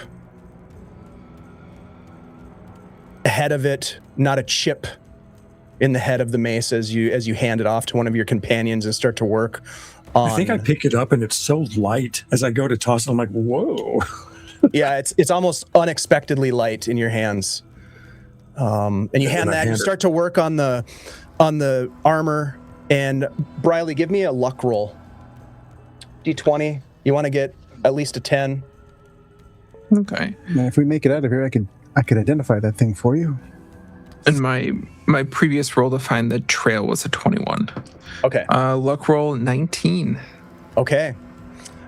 After you hear the pop, you've already seen where the trail continues off. You hear the pop of the body coming off of the legs, it being drug across. Your companions talking about the armor, discussing this amazing mace that they found. You hear a splash. You hear another splash. I need everybody to roll initiative. You are not surprised necessarily, but there are other things here around you that you cannot see, but you can hear, Briley. The others do not hear it. Go ahead and add your initiative to the tracker, please. Yeah. I mean, I think the reason we're not surprised is because Briley kind of pops up. We have company, more of them. Oh, poopy. I look at Stone. Well, you're going to find out what that is. Might not be the best in battle. Probably smart, though. Okay. Oh, not so good. All right, so Briley gives warning. You hear a splash of water. And okay, so Briley, you're at the top of the order? Is that yes. right? Okay. Yeah. What do you do? Do I see anything first? No. You can hear it. You can hear, give me a hearing check. Sure. This is going to be a normal wisdom check for you, adding your bonuses, so 10 is the target. 16. Okay. You easily clock. There are 5 different locations that are emitting some sort of splashing and or moaning coming from all different directions around you. Some of them are very close, but still obscured partially by the fog. And actually, with that roll, you know what? With that roll, I'm going to go ahead and say that yes, you do see targets emerge. Okay. And I'm going to bring Briley us back kinda- to the map screen here. Briley spins around. At least 5 on your toes. And there's one right next to Ozeric. Oh. Oh, I don't want to be in this thing's face.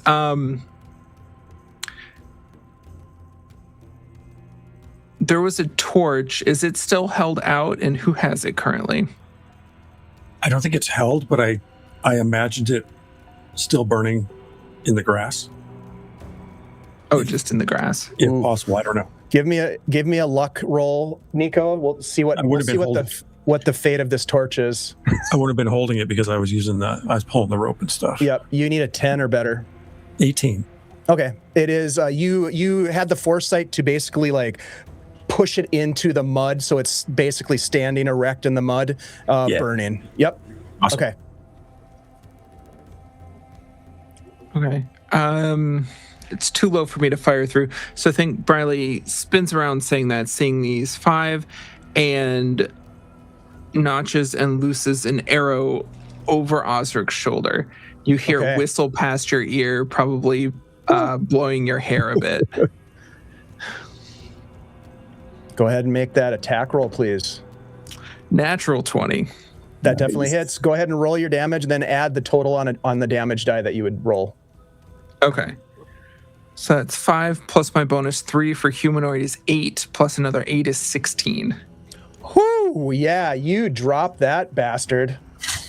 As he is kind of clambering up onto this little bit of a rocky sort of causeway, if you will. It's like pulling its back into the marsh. Nice shot.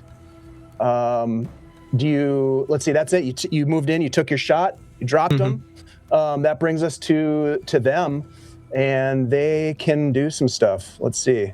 Yep. This one comes towards Stone.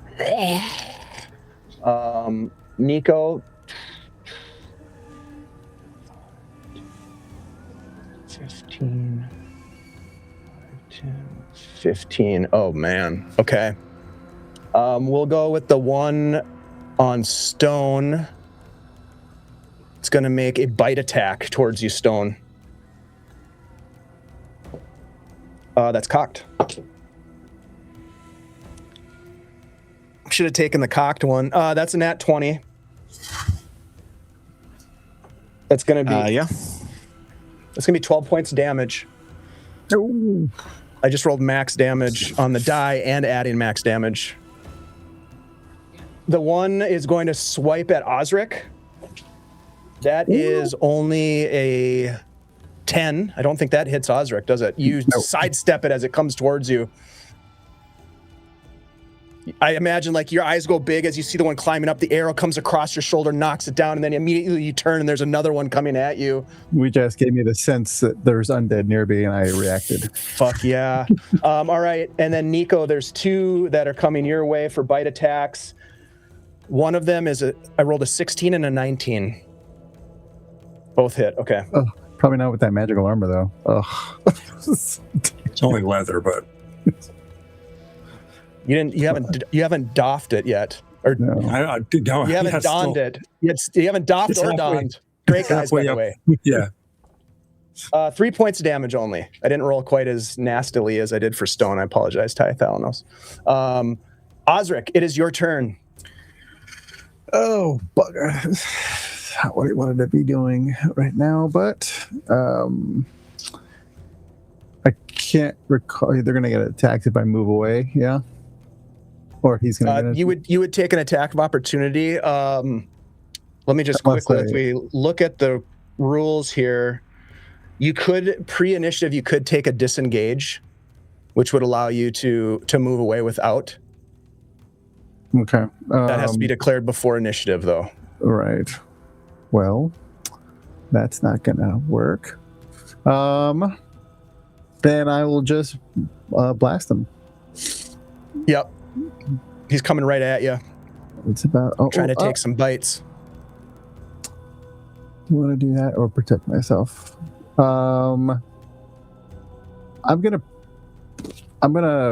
cast Arcane Armor instead. Okay. Because the blast wouldn't do much to him. It won't stop him, but That it might sounds stop good. him hitting me. So, yep. All right. That brings us to Stone. I mean, I had been ready for it. We'll scramble for his holy symbol again and pulling at that iron goat around his neck, and we'll attempt to turn undead. Fuck yeah. Go ahead and make that wisdom check. Let me just double check something here. Okay. Yeah, make a wisdom check. 21. That is sufficient. That's a success. Let's see. What does it look like? Give me a description of what this scene looks like right now. Paint for us a picture, if you will, of how this goes down.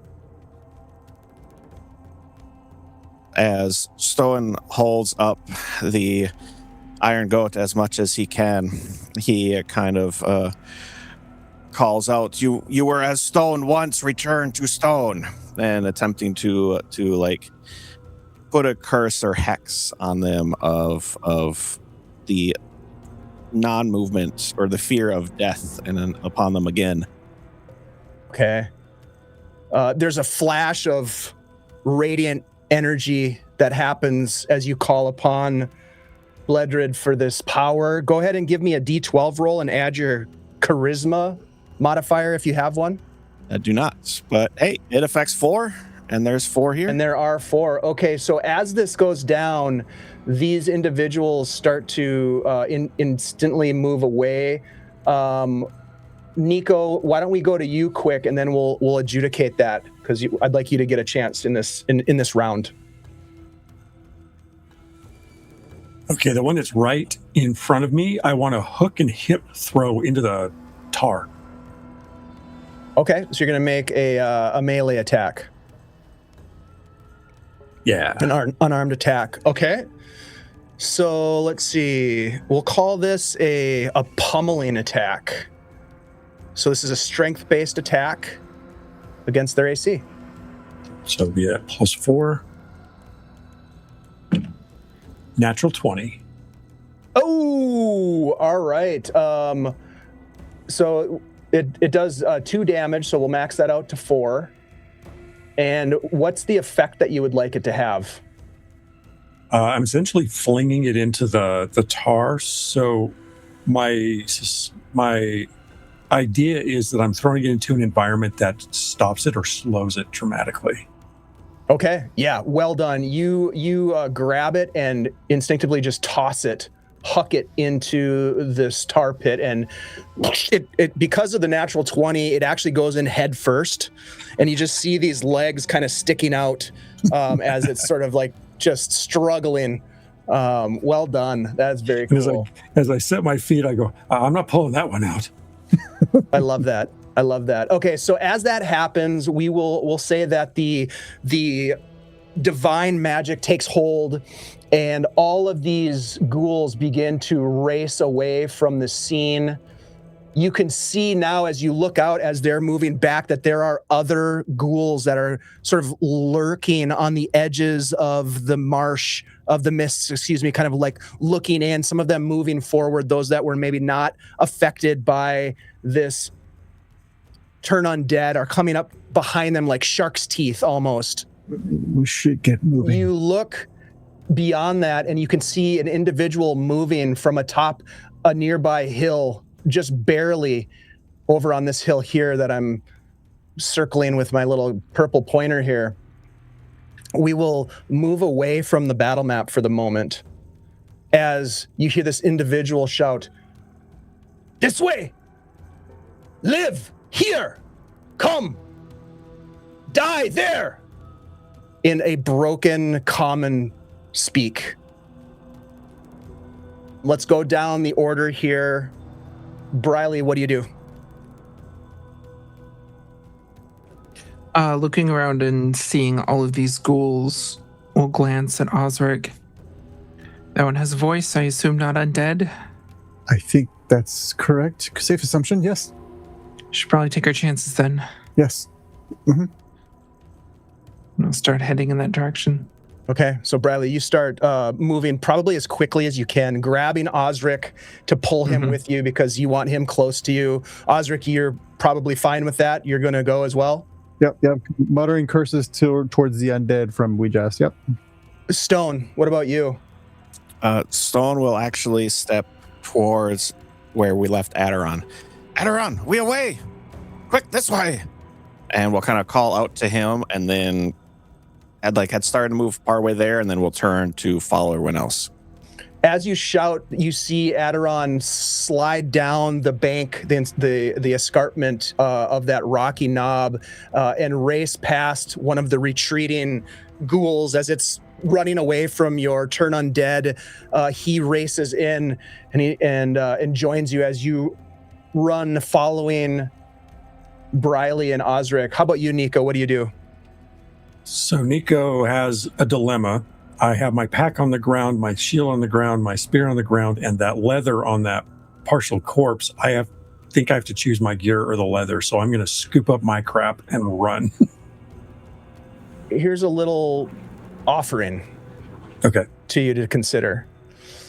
I will say that it will take you one extra action to complete the doffing of said leather armor, but it will make you vulnerable to 2 attacks from the ghouls that are coming in behind.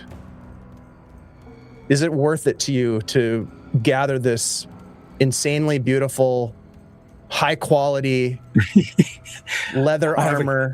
I have a counter question. What kind of armor does Briley wear? It is leather. Give me just a moment. Let me grab her character sheet. That puppy leather. She has. There's always a deal to be made.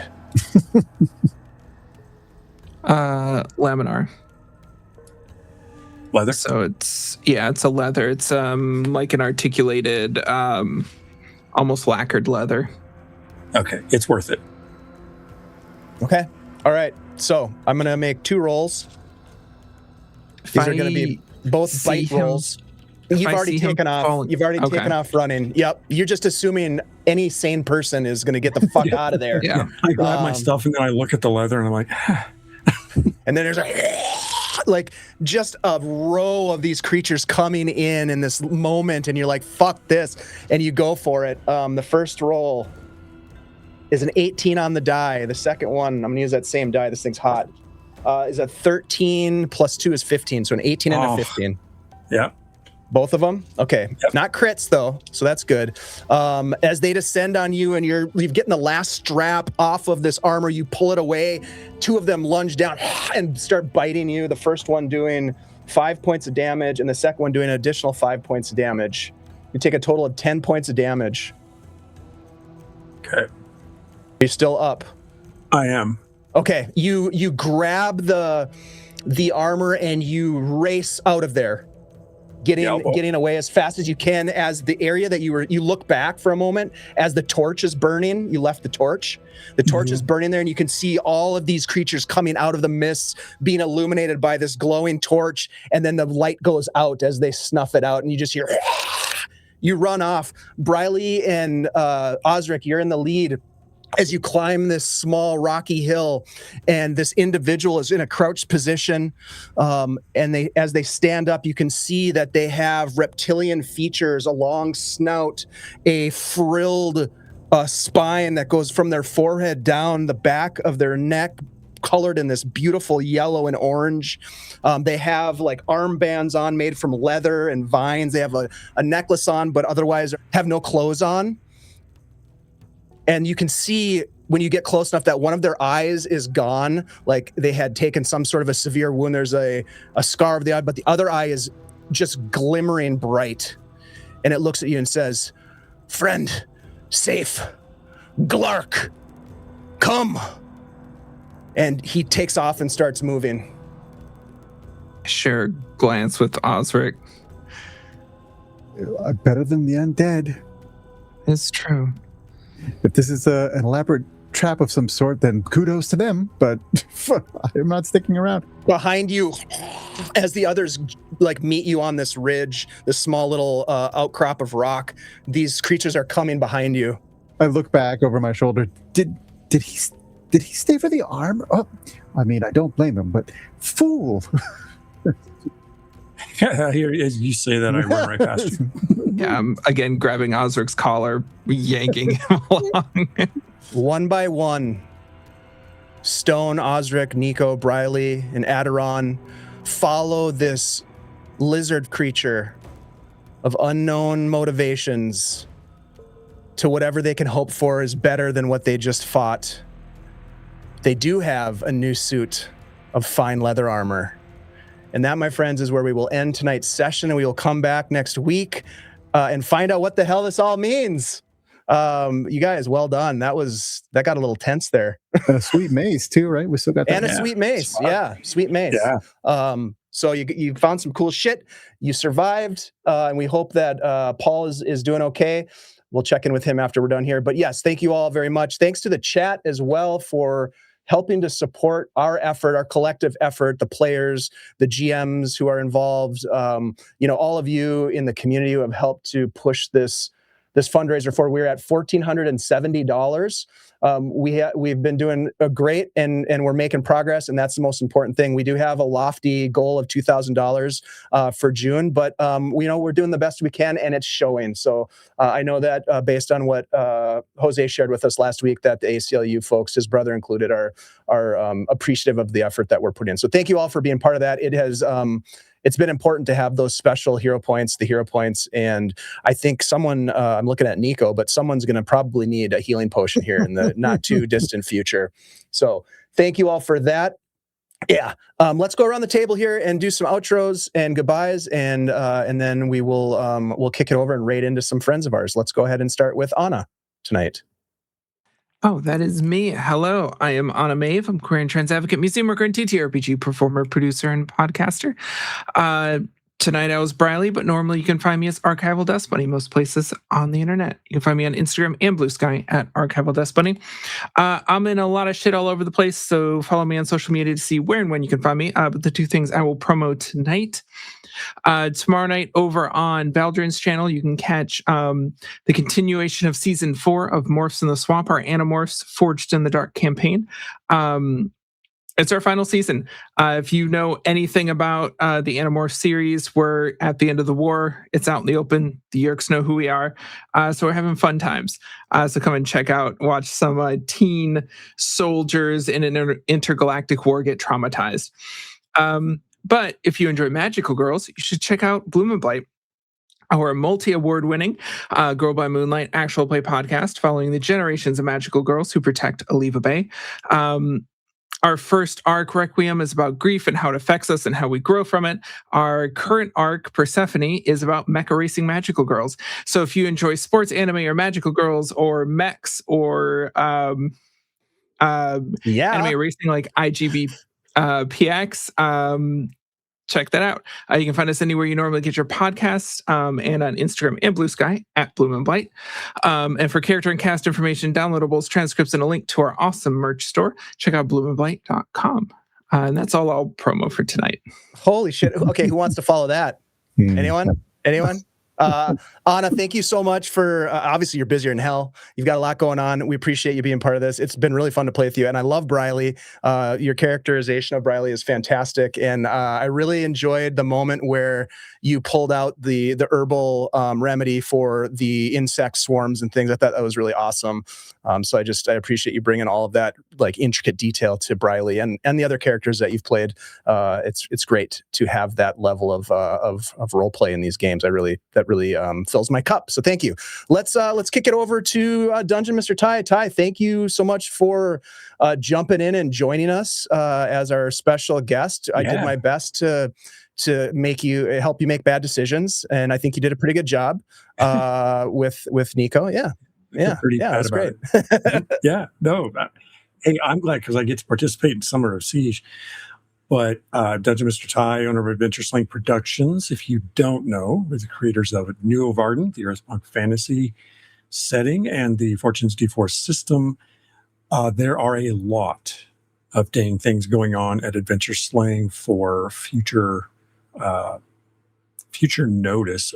I'm in this massively creative sphere right now somehow. I guess when I'm not teaching 5 classes and I'm only teaching 2, I have space in my brain and it's exploding. But I can't talk about that too much yet, but keep an eye on those things going on. And part of the way you can keep an eye on things going on is to check out the 3 podcasts that I have. One is the Adventure Sling podcast, where we talk to interesting people doing all kinds of cool things in TTRPG space. We have a new episode coming out pretty soon for that and many more in the pipeline. There is also, Grace and I just recorded episode 3 of Aired Out, for those of you who are Castles and Crusades fans, to check out the deep lore dive into the world of Aired. That will be coming out the first Friday of July. And there's also the Chronicles of Nephis, which is the setting in the adventures in New Varden that are dramatic audio, solo play, and also live streams that have been converted to audio. There's also tomorrow at Folk and Myth for episode 4 of 5 in Cyberpunk. That adventure is continuing on over there with Bleak Season at the helm. And RageCon is coming up in July in Reno, Nevada, where I will be hosting games of New Varden and other things. And I think that's enough for me right now. Thank you, Ty. You have a lot going on, and it's always a pleasure to share the creative space with you. There's so much going on. You guys, I dropped a link to the New Varden, where you can find New Varden. You can get it in digital format, hardcover, and soft cover as well. It's a beautiful book. It's a great game. And if you're interested in learning more about it or seeing it, learning more about it, go to adventuresling.com. If you want to see it being played, we've done a bunch of amazing actual plays. I will toot our horn because we've had some great storytelling with Newavard, and it is a system that really lends itself to immersive storytelling. And please go check it out. Let us know what you think. And if you want to learn more, reach out to Ty. And Jose's one of our artists. That's right. The family. Thank you so much, Ty. I appreciate it. And we've got a lot more creativity on the schedule coming up too. So I'm very excited about that.